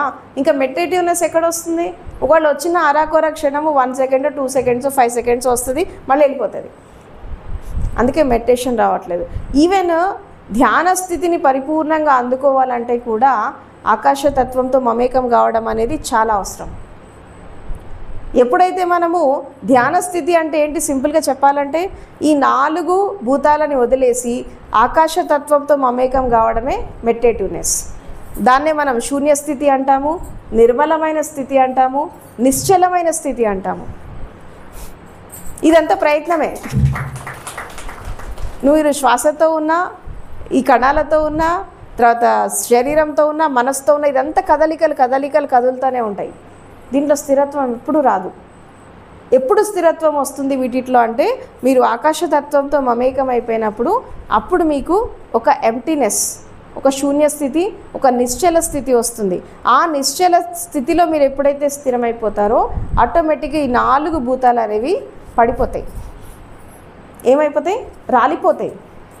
ఇవి రాలిపోయినప్పుడు ఈ స్థితిని మనం దాటినప్పుడు మనం ఆ ఆకాశతత్వం ఎంత మన లోపల పెరుగుతూ ఉన్నప్పుడు ఈ 4 భూతాలకి మనం డివైడ్ అయిపోతాం. దీని నుంచి మనం డివైడ్ అయిపోయి ఆకాశతత్వమే సర్వస్వంగా మనం జీవిస్తూ ఉంటాం. అక్కడ ఘటిస్తుంది ధ్యాన స్థితి, అప్పటిదాకా రాదు.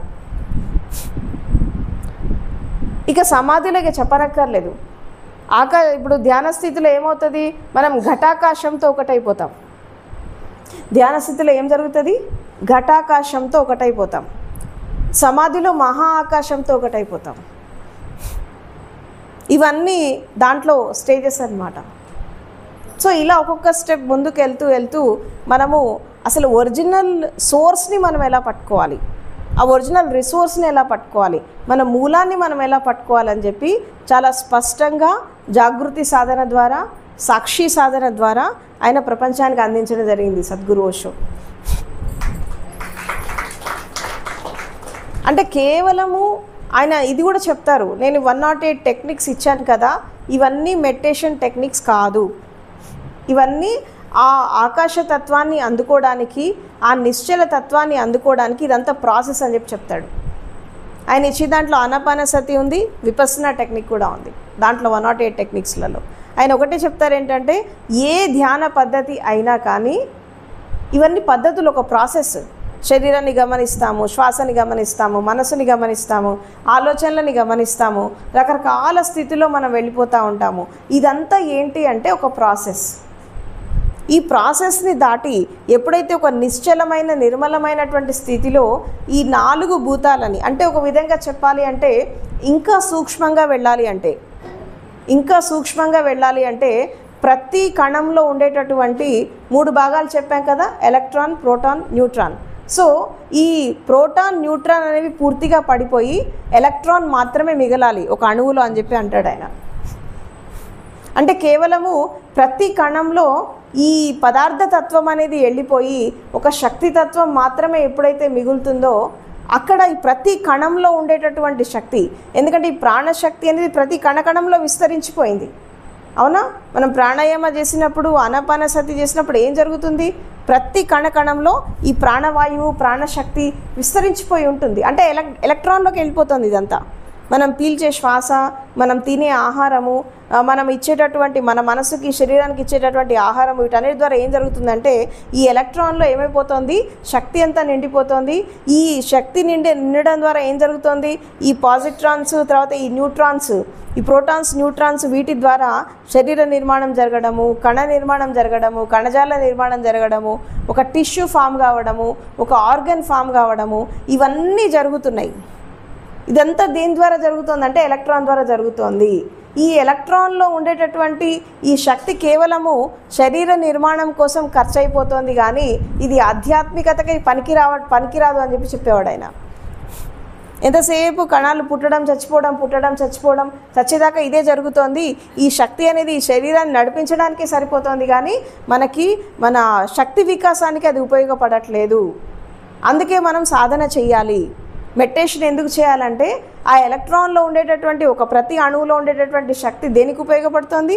శరీర నిర్మాణానికి, శరీర ప్రాసెస్కి, మనం ఎదుగుదలకి, తర్వాత శరీరంలో ప్రతి అవయవం పనిచేయడానికి, ప్రతి కణజాలం పనిచేయడానికి ఇవన్నీ కూడా ఉపయోగపడుతున్నాయే. కానీ మనకి ఈ చైతన్య వికాసం కోసము మనకి శక్తి ఉపయోగపడట్లేదు. కాబట్టి మనకి ఇంకా ఎక్స్ట్రా ఎనర్జీ కావాలి అంటే మనం సాధన చేయాలి.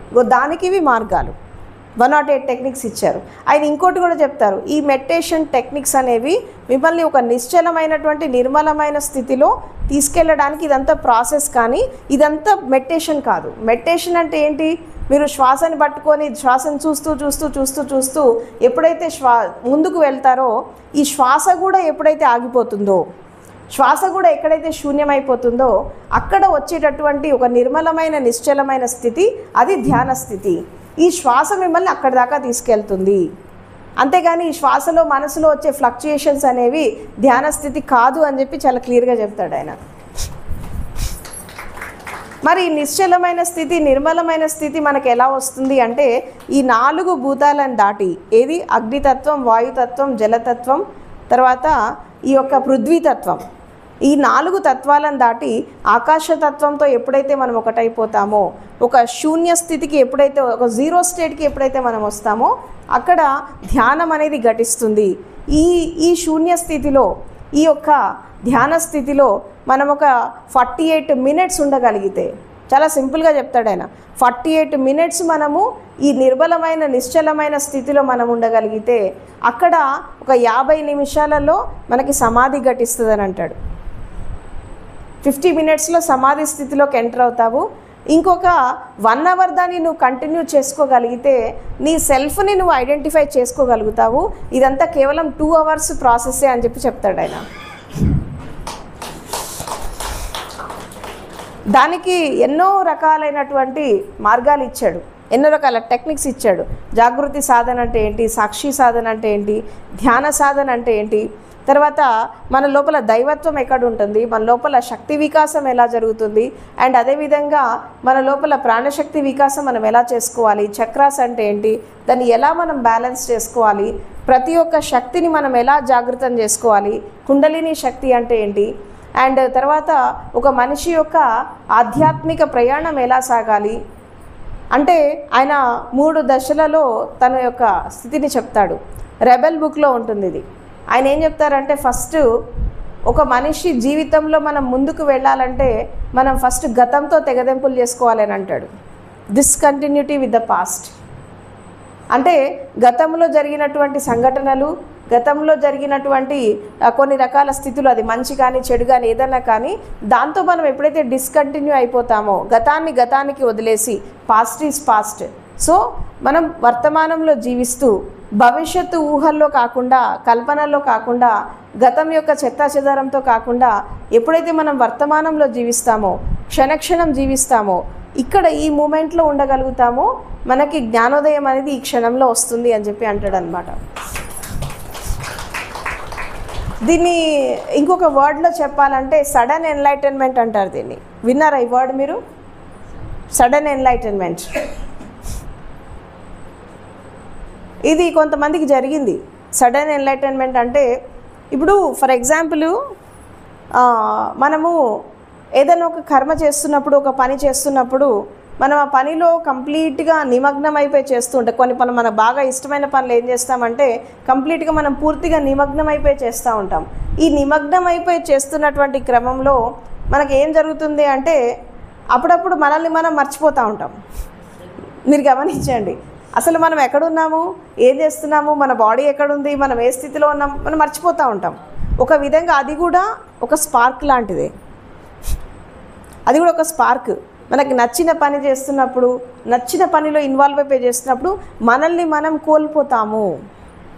మనల్ని మనం ఎక్కడైతే కోల్పోతామో అది జ్ఞానానికి తొలిమెట్టు అని అంటాడు అనమాట.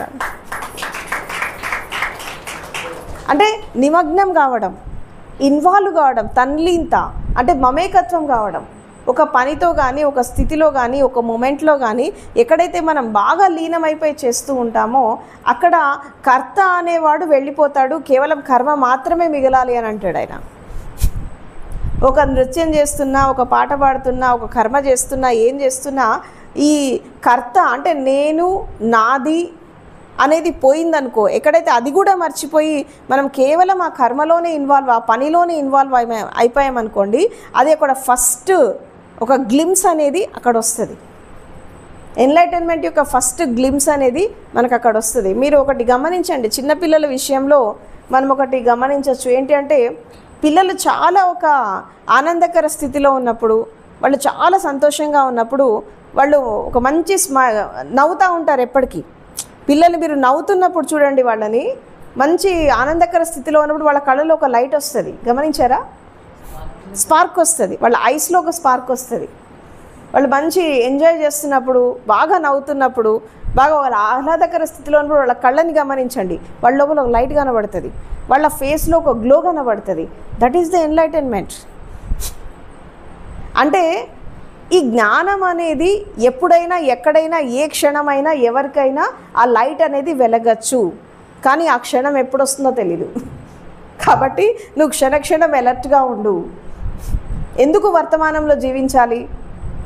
ఎందుకు మనము ప్రజెంట్ మూమెంట్లో ఎందుకు ఉండాలి? క్షణక్షణం ఎందుకు జీవించాలి అంటే ఇక్కడ 3 కారణాలు చెప్తాడు ఆయన. ఏం చెప్తారు అంటే, మనకి జన్మ ఒకే క్షణంలో వచ్చింది, అవునా? తర్వాత మరణం కూడా ఒకే క్షణంలో వస్తుంది. ఎప్పుడు వస్తుందో తెలియదు. జ్ఞానం కూడా ఒకే క్షణంలో వస్తుంది. కానీ ఆ క్షణం నువ్వు అలర్ట్గా లేకపోతే దాన్ని మిస్ అవుతున్నావు అని అంటాడు. మనం మిస్ అవుతున్నాం. ఎందుకు అంటే ఇప్పుడు మనం ఎన్నోసార్లు పుట్టాము, ఎన్నోసార్లు చచ్చిపోయాం. ఈవెన్ ఈ జన్మలో కూడా ఎన్నోసార్లు చచ్చి బతుకుతూ ఉంటాం మనం, అవునా? మన శారీరక మరణం అనేది మనకు ఒకేసారి వస్తుంది, కానీ మానసికంగా ఎన్నోసార్లు చచ్చి బతుకుతూ ఉంటాం మనం. రకరకాల సందర్భాలలో చచ్చి బతుకుతూ ఉంటాం. అవమానాలు, స్పర్ధలు, నిందలు ఇవన్నీ వచ్చినప్పుడు మనం చస్తూ బతుకుతూ ఉంటాం. ఈ చస్తూ బతికినప్పుడు ఇది మరణం యొక్క అంచుల దాకా తీసుకెళ్తుంది మనిషిని. మళ్ళీ మనము బౌన్స్ అయిపోతాం బ్యాక్కి లైఫ్లో. ఇది మళ్ళీ డెత్ ముఖంలోకి వెళ్ళి మళ్ళీ బౌన్స్ అయినప్పుడు మనకు అక్కడ చిన్న స్పార్క్ వస్తుంది. కానీ ఆ స్పార్క్ వచ్చినప్పుడు మనం అవేకెన్గా లేనప్పుడు, అలర్ట్గా లేనప్పుడు మనం దాన్ని అందుకోలేము. అందుకే ఎన్నోసార్లు పుట్టాము, ఎన్నోసార్లు మరణించాము, కానీ జన్మ అంటే తెలియదు, మరణం అంటే తెలియదు. ఎందుకంటే పుట్టినప్పుడు అన్కాన్షియస్గా పుట్టాము, అచేతనంలో పుట్టాము. మరణించడం కూడా అచేతనంలో మరణిస్తున్నాము, జీవించడంలో కూడా అలాగే జీవిస్తున్నాము. అందుకే మనకి జీవితం అంటే అర్థం కావట్లేదు, జన్మ అంటే అర్థం కాలేదు, మరణం అంటే అర్థం కాలేదు.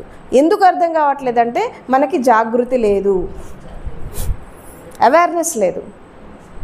ఈ అవేర్నెస్ లేకపోవడం వల్ల జీవితంలో జరిగేటటువంటి ప్రతి ఒక్క సంఘటన, జీవితంలో వచ్చేటటువంటి ప్రతి ఒక్క మూమెంట్ని మనం మిస్ అవుతున్నాం అని చెప్పి అంటాడనమాట. We are missing everything. If you miss moment you will miss everything అని అంటాడు ఆయన. ఎందుకంటే ప్రపంచంలో జరిగే అద్భుతాలన్నీ కూడా క్షణంలోనే జరుగుతాయని అంటాడు. అది ఏ క్షణంలో జరుగుతుందో మనకు తెలియదు కాబట్టి క్షణక్షణం మనము ఎరుకతో ఉండాలా, జాగృతిలో ఉండాలి, అప్రమాదలో ఉండాలి అని చెప్పి అంటాడనమాట. కాబట్టి సడన్ ఎన్లైటన్మెంట్ అంటే ఇలాంటి టెక్నిక్స్ నేను చేపిస్తూ ఉంటాను 9 days వర్క్షాప్లో. సమాధి ప్రోగ్రామ్స్ చేపిస్తున్నప్పుడు సడన్ ఎన్లైటన్మెంట్ టెక్నిక్స్ కూడా నేను ప్రాక్టికల్గా తీసుకెళ్తూ ఉంటాను. అంటే మనం ప్రకృతితో అనుసంధానం కావడం, అంటే ఈవెన్ బరియల్ గ్రౌండ్కి తీసుకెళ్ళి కూడా నేను సాధన చేపిస్తాను 9 daysలో. అక్కడ కూడా చేపిస్తాను సాధన. సో అంటే మనకి వైరాగ్యం రావాలి కదా, విభూతి యోగము, కొన్ని అఘోరి యోగం, కొన్ని రకాల యోగాస్ ఉన్నాయి. అవన్నీ కూడా నేను బరియల్ గ్రౌండ్లో తీసుకెళ్ళి, అది కూడా ఈవినింగ్ టైంలో తీసుకెళ్తాను. ఆ సాధన కూడా నేను చేపిస్తూ ఉంటాను. సో ఈ కొన్ని రకాల యోగాలని మనం ప్రాక్టీస్ చేస్తున్నప్పుడు మనకి కొన్ని రకాల ప్రదేశాలు మారుస్తూ ఉంటాను. 9 days అంటే కేవలం ఇలా హాల్లో ఉండి ఇలా జరగదు. ప్రకృతి మధ్యలో కాసేపు, ఆ శ్మశానంలో కాసేపు, అంటే వీళ్ళని ఎంత వీలైతే అంత పంచభూతాలతో, ప్రకృతితో, అండ్ తర్వాత చుట్టూ జరిగేటటువంటి సంఘటనలతో, ఆ చుట్టూ జరిగేటటువంటి ఆ సత్యంతో మమేకమైపోయి తీసుకెళ్ళడం అనేది నాకు అలవాటు. ఎందుకంటే ఒక మనిషి జీవిత విధానం అనేది ప్రకృతికి దూరమై జీవిస్తున్న కొలది ఏమవుతుందంటే వీళ్ళు ఇంకా ఆర్టిఫిషియల్ అయిపోతూ ఉంటారు. సో కాబట్టి ప్రకృతికి దగ్గరగా ఉంటూ భూతాలతో ఎలా మనం మమేకం కావాలి, మనతో మనం ఎలా మమేకం కావాలి అంటే, నేను చేసేటటువంటి ఆ టెక్నిక్స్ ఎక్కడి నుంచి స్టార్ట్ అవుతాయంటే, ఫస్ట్ సెల్ఫ్ అంటే ఏంటి, వాట్ ఈజ్ సెల్ఫ్, తర్వాత సెల్ఫ్కి ఈగోకి ఉన్నటువంటి తేడా ఏంటి, సెల్ఫ్కి ఈగో, సెల్ఫ్ సెంటర్డ్ ఈగో ఎలా ఉంటుంది, అండ్ తర్వాత సెల్ఫ్ ఎంక్వైరీ అంటే ఏంటి, సెల్ఫ్ యాక్చువలైజేషన్ అంటే ఏంటి, తర్వాత సెల్ఫ్ రియలైజేషన్ అంటే ఏంటి, ఈ సెల్ఫ్ రియలైజేషన్లోకి వెళ్ళాక నెక్స్ట్ ఎన్లైటన్మెంట్ అంటే ఏంటి. ఈ 4-5 స్టెప్స్లో మనము ఆ సమాధి స్థితిని అందించడం జరుగుతుందన్నమాట జనరల్గా వర్క్షాప్స్లో. సో కాబట్టి ఇదంతా కూడా, ఈ నాలెడ్జ్ అంతా కూడా ఒక విధంగా చెప్పాలంటే ఈ ప్రకృతితో మనం ఎంతైతే మమేకం అవుతామో, ఈ పంచభూతాలతో ఎంతైతే మనం మమేకం అవుతామో అంత బాగా దాన్ని మనం అర్థం చేసుకోగలుగుతాము. కాబట్టి జీవితాన్ని సంపూర్ణంగా జీవించండి అని చెప్పి ఆయన చెప్తాడు. ఇక్కడ ఒక రాంగ్ ఇంటర్ప్రిటేషన్ ఉంది ఓషో గురించి, నేను అది కూడా క్లియర్ చేయాలనుకుంటున్నాను మీకు. ఏంటి అంటే జీవితాన్ని సంపూర్ణంగా జీవించడం అంటే మనుషులని వాడుకొని వదిలేయడం కాదు, లైఫ్ని ఎంజాయ్ చేయడం కాదు. ఇక్కడ కావాల్సింది ఏంటి అంటే, ఇప్పుడు మనకి సెక్స్ టు సూపర్ కాన్షియస్నెస్ అనేటటువంటి ఒక బుక్ ఉంది ఓషోది, సంభోగం నుండి సమాధి వైపు. దాంట్లో ఆయన ఏం చెప్తారు అంటే, శరీర విజ్ఞానం గురించి ఎవరైతే అర్థం చేసుకుంటారో, శరీరంలో జరిగేటటువంటి ప్రతి ఒక్క చర్య గురించి ఎవరైతే అర్థం చేసుకుంటారో వాళ్ళకి మాత్రమే ఈ సంభోగం గురించి అర్థమవుతుంది. అండ్ స్త్రీ శక్తి పురుష శక్తి ఎక్కడైతే ఒక మమేకత్వానికి వస్తుందో, 2 శరీరాలు కాదు 2 శక్తులు ఏకం కావడం అని అంటాడు ఆయన. శరీరం మనస్సు పరిధి హృదయ పరిధి దాటి 2 శక్తులు ఎక్కడైతే మమేకం అయిపోతాయో అక్కడ అర్ధనారీశ్వర తత్వం వస్తుంది. ఫెమినైన్ ఎనర్జీ మస్కులైన్ ఎనర్జీ ఒక మమేకత్వం అయినప్పుడు దాంపత్య జీవితం ద్వారా కూడా మనం ఆ సమాధి అనుభవాన్ని తీసుకోవచ్చు అని చెప్పి చాలా స్పష్టంగా చెప్పడం జరిగింది. ఇది చాలా రాంగ్ ఇంటర్ప్రిటేషన్స్లోకి వెళ్ళిపోయింది. ఇది చెప్పడం వల్ల నాకు సెక్స్ గురు అని ముద్ర వేసేశారు. అండ్ చాలామంది, నాకు తెలిసి చాలామంది మెజారిటీ పీపుల్ ప్రపంచంలో ఓషో పేరు చెప్పి అన్ని పిచ్చి పనులు చేస్తున్నారు. That is wrong. ఆయన ఎప్పుడు అలా చెప్పలేదు. ఆడవాళ్ళతో తిరగమని చెప్పలేదు, తర్వాత వాడుకొని వదిలేయమని చెప్పలేదు, ఎవరిని మోసం చేయమని చెప్పలేదు, అర్థం చేసుకొని జీవించమన్నారు. ఓషో చెప్పాడు కదా ఎంజాయ్ చేయమని, that is not the enjoyment. ఆయన చెప్పినటువంటి ఆ జాయ్ఫుల్నెస్, ఆనందకర స్థితి అది వేరు, వీళ్ళు చేస్తున్నంత వేరు. అంటే వీళ్ళంతా ఒక పర్వర్షన్ రూట్లోకి వెళ్ళిపోతున్నారు. పర్వర్షన్ చేయమని వీళ్ళు పర్వర్షన్స్లోకి వెళ్ళిపోతారు, ఒక విధంగా బ్లేమ్ చేస్తున్నారు ఆయనని. But that is not the right way. ఆయన ఏం చాలా మీరు కావాలంటే చదవండి, ఆ బుక్ చదవండి, సంభోగం నుండి సమాధి వైపు బుక్ చదవండి. ఇప్పుడు తెలుగులో కూడా వచ్చింది మనకి.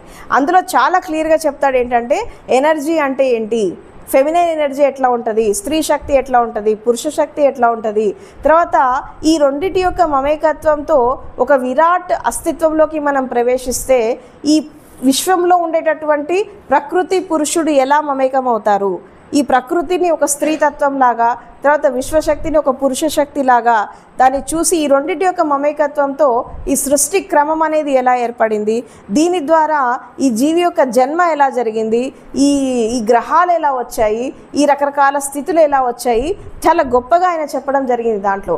అండ్ అదేవిధంగా ఒక మనిషి అనేవాడు చిన్న విశ్వంతో సమానం. Man is also a small universe అంటాడు. ఎందుకంటే విశ్వంలో ఏదైతే జరుగుతుందో మన లోపల కూడా అన్నీ జరుగుతున్నాయి. ఇప్పుడు సృష్టి స్థితి లయ ఉంది కదా, బ్రహ్మతత్వం ఉంది, విష్ణుతత్వం ఉంది, శివతత్వం ఉంది. అంటే భగవంతుడి శక్తి ఏదైతే మనం కాస్మిక్ పవర్ అని చెప్పుకుంటున్నామో, ఈ భగవంతుడి శక్తి అనేది 3 రూపాలుగా డివైడ్ అయిపోయి విశ్వాన్ని నడిపిస్తోంది. ఒకటి బ్రహ్మశక్తి, రెండోది విష్ణు శక్తి, మూడోది శివశక్తి. ఒకటి సృష్టిస్తోంది, ఒకటి పాలన చేస్తోంది, ఇంకొకటి వినాశనం చేస్తుంది టైం వచ్చినప్పుడు. ఇది మన లోపల కూడా జరుగుతున్నాయి. ఇప్పుడు రోజు మన శరీరంలో ఎన్నో వేల కోట్ల కణాలు పుడుతున్నాయి నశిస్తున్నాయి. అంటే పుడుతున్నాయి అంటే అక్కడ బ్రహ్మశక్తి పనిచేస్తోంది, అవి ఉన్నంతసేపు దాని పాలన పోషణ అంతా విష్ణుశక్తి పనిచేస్తోంది, ఆఖరికి శివశక్తి పనిచేస్తుంది దాని వినాశనం జరగడానికి. అంటే విశ్వంలో ఏదైతే జరుగుతుందో మన లోపల కూడా అందే జరుగుతోంది. అండపిండ బ్రహ్మాండంలో ప్రతి ఒక్క స్థితిలో సేమ్ ప్రాసెస్ జరుగుతోంది అని చెప్పి ఆయన చాలా క్లియర్గా చెప్పడం జరిగింది, ఆ బుక్లోనే చెప్తారు. అండ్ అదేవిధంగా కామాన్ని దాటి మనుషులు ప్రేమతత్వంలోకి ఎలా రావాలి, ఈ ప్రేమతత్వాన్ని దాటి ఈ శక్తి పరిధి దాటి అర్ధనారీశ్వర తత్వం. ఇప్పుడు పరమశివుడు పార్వతీదేవి విషయంలో మనం తీసుకున్న అర్ధనారీశ్వర తత్వం గురించి అక్కడ చెప్పారు కదా, ఫెమినైన్ మస్కులైన్ ఎనర్జీస్ గురించి. వాళ్ళు నాది దంపతులను ఎందుకంటారు అంటే వాళ్ళ శరీరాలు వేరైనా చైతన్యం ఒకటే, వాళ్ళ హృదయాలు వేరుగా ఉన్న భావం ఒకటే, తర్వాత మనసులు వేరుగా ఉన్న వాళ్ళ ఆలోచన విధానం ఒకటే. ఇప్పుడు శరీరం కలిస్తే తాత్కాలికం, మనసు కలిసిన తాత్కాలికమే, హృదయం కలిస్తే తాత్కాలికమే, విడిపోతాయి. ఎందుకంటే ఇది పదార్థంతో తయారైనవి కాబట్టి. కానీ చైతన్యంతో మమేకమైనప్పుడు అది శాశ్వతంగా ఉండిపోతుంది. And that is the ultimate law అని చెప్పి చెప్తాడనమాట దాంట్లో. And that is the ultimate law అని చెప్తాడు. ఎందుకంటే పదార్థాన్ని పట్టుకొని, మనసుని పట్టుకొని, శరీరాన్ని పట్టుకొని, ప్రకృతిని పట్టుకొని మనం ఎంతకాలం ఉన్నా ఆ బంధం అనేది తాత్కాలికమే. ప్రకృతి కూడా నిన్ను ఆకర్షిస్తుంది, దాని పట్ల కూడా ఆకర్షణ ఉండద్దు. ప్రకృతి కూడా నిన్ను లాగేస్తూ ఉంటుంది, దాని పట్ల కూడా మనం మమేకం కావద్దు, అది కూడా తాత్కాలికమే. అంటే అఫ్కోర్స్ మనుషులతో మమేకమైన దానికంటే, ఈ ప్రపంచంతో మమేకమైన దానికంటే ప్రకృతితో మమేకం అవ్వడం కొంతవరకు బెటర్. బట్ అది కూడా పరమావధి కాదు అని అంటాడు ఆయన. కొండలు, గుట్టలు, సముద్రాలు, నదులు ఇవన్నీ కూడా మనిషిని ఆకర్షిస్తాయి, కానీ అది కూడా పరమావధి కాదు. దాంతో కూడా వ్యామోహం పెట్టుకోవద్దు, దాంతో కూడా అటాచ్ కావద్దు. అల్టిమేట్గా ఒక జీవి భూమి మీద పుట్టాక, ఎస్పెషల్లీ మానవ జన్మ వచ్చాక తను సాధించాల్సింది ఏంటంటే రైజ్ ఆఫ్ కాన్షియస్నెస్ అంటాడు ఆయన. చైతన్య వికాసం కోసమే మనం ఈ లైఫ్ తీసుకున్నాము. ఆ కాన్షియస్నెస్ అనేది రేస్ కాకుండా, నీ లోపల శక్తి వికాసం జరగకుండా, ఈ యొక్క చైతన్య వికాసం జరగకుండా నువ్వు ఏ పని చేసినా అది వేస్ట్ అంటాడు ఆయన. నువ్వు మూలాధార చక్రంలో ఉన్నావా, స్వాధిష్టానంలో ఉన్నావా, మణిపురతో ఉన్నావా, మీకు 7 చక్రాస్ గురించి తెలుసు కదా. ఎవరైతే మూలాధార చక్రం యొక్క స్వభావం ఏంటి, మూలాధార చక్రం యొక్క స్వభావం ఏంటంటే, ఎవరైతే ఈ కామక్రోధ లోభాల్లో మునిగి తేలుతారో, ఎవరైతే ఈ అరిషడ్ వర్గాల్లో మునిగి తేలుతారో వీళ్ళ యొక్క శక్తి మొత్తం మూలాధార చక్రం దగ్గర ఉంటుంది. వాళ్ళు అలాంటి యాక్టివిటీస్లోనే బతుకుతూ ఉంటారు, ఇంద్రియ సుఖ పరాయణులు. అది ఫస్ట్ క్వాలిటీ. అండ్ రెండవది ఏంటంటే స్వాధిష్టాన చక్రం. ఈ స్వాధిష్టాన చక్రం యొక్క స్వభావం ఏంటి, ఎవరైతే కూడుగూడు గుడ్డ అన్వేషణలో వెళ్ళిపోతారో, తర్వాత ఎవరైతే ప్రాపంచిక ఆకర్షణలో పడిపోతారో వీళ్ళ యొక్క శక్తి మొత్తం స్వాధిష్టానం దగ్గర ఉంటుంది. అండ్ మణిపుర చక్రం యొక్క స్వభావం ఏంటి, ఈ సేఫ్టీ కావాలి, సెక్యూరిటీ కావాలి, సంపద కావాలి, ఇది కావాలి, అది కావాలి, పదవులు ఏలాలి, రాజ్యాలు ఏలాలి, వీళ్ళ యొక్క తపన ఉన్న వాళ్ళంతా కూడా మణిపుర చక్రం దగ్గర ఉంటారు. వీళ్ళ స్థితి అక్కడే ఉండిపోతుందని అంటాడు. ఎవరైతే ప్రేమ, భక్తి, కరుణ, మానవత్వము ఈ క్వాలిటీస్ అన్ని పెంచుకుంటూ ఎవరైతే ముందుకెళ్తారో వాళ్ళ శక్తి హృదయం దగ్గర ఉంటుంది అని అంటారు. తర్వాత విశుద్ధి చక్రంతో వెళ్ళేవాళ్ళు, వీళ్ళు జ్ఞానాన్వేషణ, సత్యాన్వేషణ చేస్తూ ప్రపంచానికి ఒక మైత్రి భావన పంచుతూ వెళ్ళే వాళ్ళంతా వీళ్ళ కాన్షియస్నెస్ విశుద్ధి దగ్గర ఉంటుందంటారు. ఎవరైతే ఆత్మ జ్ఞానాన్ని అందుకుంటారో, ఎవరైతే సాంఖ్యయుగంలోకి ప్రవేశిస్తారో వాళ్ళ యొక్క శక్తి అనేది ఆజ్ఞాచక్రం దగ్గర ఉంటుంది. అండ్ ఎవరైతే ఎన్లైటన్మెంట్ అందుకుంటారో, సహస్రదళ కమల వికాసం ఎవరి లోపలైతే జరుగుతుందో వాళ్ళ యొక్క జ్ఞానం అనేది వికాసం ఎప్పుడో జరుగుతుందో వాళ్ళ శక్తి సహస్రారంలో ఉంటుంది. వాళ్ళే బుద్ధ పురుషులు అని చెప్పి చాలా క్లియర్గా చెప్పడం జరిగింది దాంట్లో. అండ్ ఇంకొక విషయం కూడా ఏంటి అంటే, ఒక మనిషి జీవితాంతము ఎలాంటి కోరికలతో జీవిస్తున్నాడు, ఎలాంటి ఆలోచనలతో జీవిస్తున్నాడో రేపు వాళ్ళ ప్రాణం పోయేటప్పుడు కూడా ప్రాణం అక్కడి నుంచే వెళ్ళిపోతుంది. అవును, ఇట్స్ ట్రూ. మ్యాక్సిమం ప్రపంచంలో జీవించేటటువంటి మనుషులు ఒక 90% పీపుల్కి ఎక్కువ శాతం ప్రాణం అనేది మూలాధార దగ్గర నుంచి అన్న, స్వాధిష్టానం నుంచి, మణిపుర నుంచే వెళ్ళిపోతూ ఉంటుంది. ఎంత? 90% పీపుల్. ఇన్ని కోట్ల మంది జనాభా ఉన్నారు కదా, 90% పీపుల్ యొక్క చేతన ప్రాణం అనేది అక్కడి నుంచే వెళ్ళిపోతుంది. ఏది? మూలాధార, లేదంటే స్వాధిష్టాన, లేదంటే మణిపుర. కొంచెం మానవత్వంతో జీవించేవాళ్ళు, సేవా తత్పరతతో జీవించేవాళ్ళు, కరుణ, ప్రజ్ఞ వీటితో జీవించే వాళ్ళకి హృదయం నుంచి వెళ్ళిపోతుంది. ఎవరైతే జ్ఞానంతో ఉంటారో, సత్యం, ధర్మంతో జీవిస్తారో వాళ్ళకి విశుద్ధి నుంచి వెళ్ళిపోతుంది. ఎవరైతే ఆత్మ జ్ఞానాన్ని పొంది శరీరాన్ని వదిలేస్తారో వాళ్ళకి ఆజ్ఞాచక్రం నుంచి వెళ్తుంది. అయితే ఈ మూలాధార నుంచి ఆజ్ఞాచక్రం వరకు ఎవరైతే లైఫ్ లీడ్ చేసి వెళ్ళిపోతారో వాళ్ళకి ఇంకో లైఫ్ ఉంటుంది. అంటే ఈ ఆజ్ఞాచక్రం నుంచి వెళ్ళిపోయిన వాళ్ళకి ఇంకొక లైఫ్లో వాళ్ళు బయటపడిపోతారు, ఎందుకంటే ఒకే అడుగు ముందుకు వెళ్ళాలి కాబట్టి. కానీ ఈ మూలాధార, స్వాధిష్టాన, మణిపుర, హృదయ చక్రంతో ఉన్న వాళ్ళకి అనేక రకాల జన్మలు ఉంటాయి. ఈ జన్మ పరంపరలో పునరపి జననం, పునరపి మరణం, ఈ జన్మ శృంఖలలో వాళ్ళు వెళ్ళిపోతూ ఉంటారు. లైఫ్ ఆఫ్టర్ లైఫ్ అనేది కంటిన్యూ అవుతూ ఉంటుంది అని చెప్పి చాలా స్పష్టంగా చెప్పడం జరిగింది దాంట్లో. అండ్ ఇంకోటి ఏంటి అంటే, మనం ఇప్పుడు సాధన ఎందుకు చేస్తున్నాం, ధ్యానం ఎందుకు చేయాలా, ఎందుకు మెడిటేషన్ చేయాలంటే ఈ స్వాధిష్టాన చక్రంలో ఉండేటటువంటి ఈ ప్రాణశక్తిని ఊర్ధ్వగమనం చేసుకొని ఇది హయ్యర్ కాన్షియస్నెస్ని అందుకోవడానికే మనం సాధన చేస్తున్నాం. ఇది ఫస్ట్ గుర్తుపెట్టుకోవాలా. ఎనర్జీ అంతర్యాత్ర అంటే ఏంటి? సింపుల్గా ఇన్నర్ జర్నీ అంటే ఏంటి? మన ప్రాణశక్తి ఎక్కడుంది? స్వాదిష్టాన చక్రంలో ఉంది. నాభికి 2 ఇంచుల కింద ఉంటుంది స్వాదిష్టాన చక్రం, అక్కడ ప్రాణం ఉంది. ఈ ప్రాణం ఇంకోటి ఏంటంటే శరీరము, మనసు, హృదయము, భావాలు, ఇమోషన్స్, ఇంద్రియాలు, ప్రాణశక్తి, ఇదంతా కూడా భౌతిక ప్రపంచంలో భాగమే. ఈవెన్ ప్రాణం కూడా భౌతిక ప్రపంచంలో భాగమే. అసలు ప్రాణం అంటే ఏంటి? మీ కాజల్ బాడీ, కారణ శరీరం. దేనికి కారణ శరీరం అంటే మీ జన్మకి కారణమైన శరీరం, అంతే కదా. దాంట్లో ఏముంటాయి? కాజల్ బాడీలో ఏముంటాయి? మీ కోరికలు ఉంటాయి, వాసనలు ఉంటాయి, స్పర్ధలు ఉంటాయి, మీ మంచి ఉంటుంది, చెడు ఉంటుంది, అన్నీ ఉంటాయి దాంట్లో కాజల్ బాడీలో. ఇదే ప్రాణశక్తి అంటున్నాము. ఈ ప్రాణశక్తితో మనసు మమేకం అయిపోయింది, దాంతోపాటు శరీరం వచ్చింది. మనసు మమేకమైనప్పుడు ఏమైపోయింది? శరీరం వచ్చింది. ఇప్పుడు ఒక వ్యక్తి మామూలుగా చనిపోయినప్పుడు, బాగా వినండి ఇది, ఒక వ్యక్తి మామూలుగా చనిపోయినప్పుడు కేవలం శరీరం మాత్రమే చచ్చిపోతుంది, మనసు చచ్చిపోదు. మనసు ఉంటుంది. అందరూ చాలా వరకు మామూలు నార్మల్ డెత్లో కేవలం శరీరం మాత్రమే చచ్చిపోతుంది, కానీ మనసు చచ్చిపోదు. మనస్సుతో పాటు ప్రాణశక్తి క్యారీ ఫార్వర్డ్ అయితే ఇంకొక లైఫ్కి వెళ్ళిపోతూ ఉంటుంది. వాళ్ళ సంస్కారాలు, వాళ్ళ వాసనలు ఎక్కడెక్కడ ఉన్నాయో మళ్ళీ ఇంకొక లైఫ్కి, అంటే నేను చెప్పాను కదా ఆజ్ఞాచక్రం వరకు లైఫ్ ఉంటుంది. ఆజ్ఞాచక్రం వరకు ఆగిపోతే లైఫ్ ఉంటుంది. మీరు ఎప్పుడైతే ఇదే లైఫ్లో ఈ ప్రాణశక్తిని సాధన ద్వారా ఊర్ధ్వగమనం చేసుకొని సహస్రార చక్రంలోకి వెళ్ళిపోయినప్పుడు then you will enter into మహాజీవన యాత్ర. జీవితయాత్ర ముగిసిపోతుంది. ఎప్పుడైతే సహస్రార చక్రంలోకి వెళ్ళి మనం ఒక జ్ఞానోదయాన్ని, సహస్రదళ కమల వికాసం ఎవరి లోపలైతే జరుగుతుందో వాళ్ళకి ఏంటంటే ఇంకా మళ్ళీ జీవితయాత్ర ముగిసిపోయి మహాజీవన యాత్ర స్టార్ట్ అవుతుంది.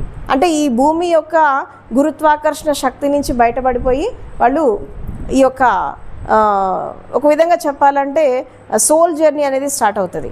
ఇంతవరకు మనం చేసేటటువంటి ప్రయాణం అంటే మీరు పుట్టినప్పటి నుంచి ఇప్పటిదాకా మీరు చేసేటటువంటి ప్రయాణం ఇది ఆత్మ ప్రయాణం కాదు, ప్రాణంతో చేసిన జర్నీ ఇదంతా. అంటే శరీరము, మనస్సు, ప్రాణము, పంచభూతాలు, పంచేంద్రియాలు, వీటితో చేసినటువంటి జర్నీలోనే మీరు ఇంకా ఉన్నారు. ఇంకా సోల్ జర్నీలో మీరు ఎంటర్ కాలేదు. అసలు అది ఎక్కడుందో కూడా తెలీదు. ఉంటే ఎలా ఉంటుందో కూడా ఇంకా మనకి అనుభవం లేదు. ఎందుకంటే ప్రాణం అనేది తెల్లారి లేస్తే ఇక్కడిక్కడే తిరుగుతుంది మొత్తం. ఈ ప్రాణశక్తి అనేది ఊర్ధ్వగమనం జరిగినప్పుడు, ఇది ఒక హయ్యర్ స్టేట్స్కి వెళ్ళినప్పుడు, ఇది ఆజ్ఞాచక్రం దాటి సహస్రార్లోకి వస్తే తప్పించి అక్కడ మీకు ఆత్మానుభవం అనేది జరగదు. ఒకసారి ఆ కాన్షియస్నెస్ రేజ్ అనేది జరిగాక మళ్ళీ అది కింది చక్రాస్ దాకా రాదు. ఒకవేళ ఒక మనిషి, ఒక కామన్ మ్యాన్ జీవిస్తున్నప్పుడు, ఒక సాధారణమైన మనిషి జీవిస్తున్నప్పుడు వాళ్ళ ఎనర్జీస్ అనేవి ఫ్లక్చుయేట్ అవుతూ ఉంటాయి. ఎక్కడి నుంచి ఎక్కడి దాకా ఫ్లక్చుయేట్ అవుతాయి అంటే మూలాధారం నుంచి ఈ యొక్క హృదయ చక్రం దాకా అనాహత చక్రం వరకు ఫ్లక్చుయేట్ అవుతాయి. ఇప్పుడు ఫర్ ఎగ్జాంపుల్ మీకు ప్రేమ, కరుణ, జాలి, మానవత్వము సరే కండిషనల్గా అయినా పర్లేదు, ఈ క్వాలిటీస్ వచ్చినాయి అనుకోండి, అప్పుడు మీ ప్రాణం ఎక్కడ పనిచేస్తుంది? హృదయ చక్రంలో పనిచేస్తుంది. అయ్యో పాపం అని అంటాం కదా, అప్పుడప్పుడు దుఃఖం వచ్చేస్తూ ఉంటుంది, వేరే వాళ్ళు బాధపడితే దుఃఖం వచ్చేస్తూ ఉంటుంది. అప్పుడు మనం ఎక్కడ ఉంటాము? హృదయంలో ఉంటాం. కానీ ఎంతసేపు ఉంటాము? ఆ సంఘటన అయిపోయేంత వరకే. మళ్ళీ మనం మన స్టేట్లోకి మనం వచ్చేస్తాం. అవునా? ఎప్పుడు ఏడ్చుకుంటూ ఉండలేం కదా, మళ్ళీ మన స్టేట్లోకి మనం వచ్చేస్తాం. తర్వాత మీరు డబ్బు గురించి, సంపాదన గురించి, దీని గురించి, ఇల్లు గురించి, దాని గురించి ఆలోచించినప్పుడు ఆ చైతన్యం ఎక్కడ పనిచేస్తూ ఉంటుంది? స్వాదిష్టానం దగ్గర పనిచేస్తూ ఉంటుంది. మీరు కామంతో, కోరికలతో, ఈర్ష్య, ద్వేషాలతో, మదమాశ్చర్యాలతో ఉన్నప్పుడు అది మూలాధార దగ్గర పనిచేస్తూ ఉంటుంది. అండ్ మీరు కొంచెము భౌతికమైనటువంటి ఆశలతో, ఆకర్షణలతో జీవించినప్పుడు మణిపుర దగ్గర పనిచేస్తూ ఉంటుంది. అంటే మూలాధారం నుంచి అనాహత చక్రం వరకు ఎనర్జీ అనేది ప్రతి మనిషికి ఫ్లక్చుయేట్ అవుతుంది, కానీ స్థిరంగా లేదు. ఎక్కువగా మింగిల్ అయ్యేది రెండు చక్రాస్ ఏంటంటే, ఒకటి మెజారిటీ పీపుల్ అంటే ఒక 80% పీపుల్ ఎక్కువ ఫ్లక్చుయేట్ అయ్యేది ఈ మూలాధార స్వాదిష్టాన చక్రంలో ఎక్కువ ఫ్లక్చుయేట్ అవుతారు. అందుకే ఇంకా పచ్చిగా చెప్పాలంటే, కొంచెం రూడ్గా చెప్పాలంటే, మనిషి బతికేది రెండింటి కోసమే. ఒకటి కోరికల కోసం, రెండోది ఫుడ్ కోసం.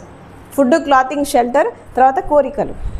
వీటి కోసమే జీవిస్తారు, వీటి కోసం జీవితాంతం పరితపిస్తారు, వీటి కోసమే చస్తారు, వీటి కోసమే బతుకుతారు.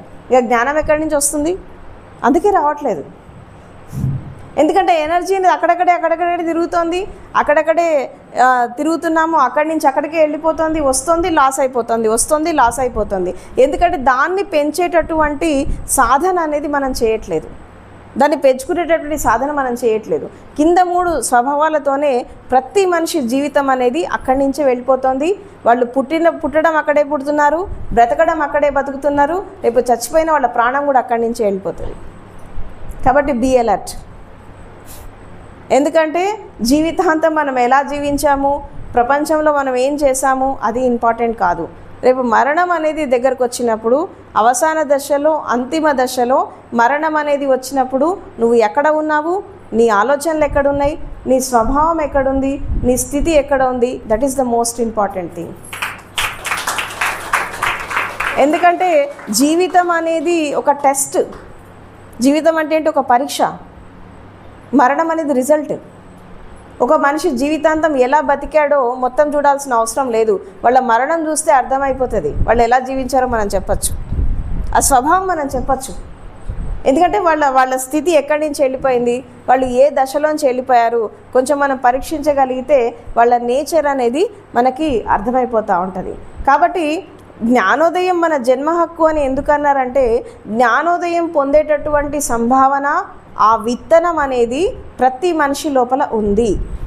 కానీ ఎలా ఉంది? విత్తన రూపంలో ఉంది. కేవలం మనిషి జన్మ రావడం అంటే ఒక విత్తన రూపంలో రావడమే. ఆ విత్తనానికి మనం నారు పోయాలి, నీరు పోయాలి, ఎరువు వేయాలి, ఓకే, అన్నీ చేస్తే తప్పించి అది మొలకెత్తదు. ఆ మొలకెత్తి అది ఒక చిన్న మొక్కలాగా, ఒక చిన్న చెట్టులాగా, ఒక మహావృక్షంలాగా ఎదిగి, ఒక ధర్మవృక్షంలాగా ఎదిగి ఒక పరిపూర్ణమైనటువంటి జ్ఞానాన్ని అందుకుంటే తప్పించి మనిషి జన్మకి సార్థకత అనేది లేదు. కాబట్టి జ్ఞానం అనే బీజము ప్రతి వాళ్ళు తీసుకొని వస్తారు. దీనికి ఎవరు అతీతులు కాదు. ఎంత రాక్షసుడు లాంటి వ్యక్తి అయినా, ఎంత హింసావాది అయినా ఎవరైనా సరే ఒక విత్తనాన్ని తీసుకొని వస్తారు. ఆ విత్తనం అనేది విత్తనంలాగా ఉండి చచ్చిపోతే మాత్రం సార్థకత లేదు. ఆ విత్తనానికి నారు పోయడం, నీరు పోయడం ఏంటంటే సాధన. ఎందుకు సాధన చేయాలంటే ఆ విత్తనానికి నారు పోయడం, అది పగలాలి కదా, విత్తనం పగిలి మొలక బయటికి రావాలి, దానికి నారు నీరు అన్నీ పోస్తూ ఉంటే మెల్లమెల్లగా అది ఎదిగి ఒక ధర్మవృక్షంలాగా మారినప్పుడు, పరిపూర్ణమైనటువంటి జ్ఞానాన్ని ఒక వ్యక్తి అందుకున్నప్పుడు తను ఒక ధర్మవృక్షంలాగా నిలబడి ప్రపంచానికి నీడనిస్తాడు. వాళ్ళే జ్ఞానులు, వాళ్ళే సత్పురుషులు. సో వాళ్ళ ద్వారానే ప్రపంచంలో లోకకల్యాణం జరుగుతుంది. అండ్ తర్వాత ఇలాంటి టెక్నిక్స్ తను చాలా ఇవ్వడం జరిగింది. కాబట్టి man has born as a seed, has a sprout and branch out like a tree అని చెప్తారనమాట. ఇంకా మిగతా విషయాలు నెక్స్ట్ సెషన్లో చూసుకుందాం. Thank you so much.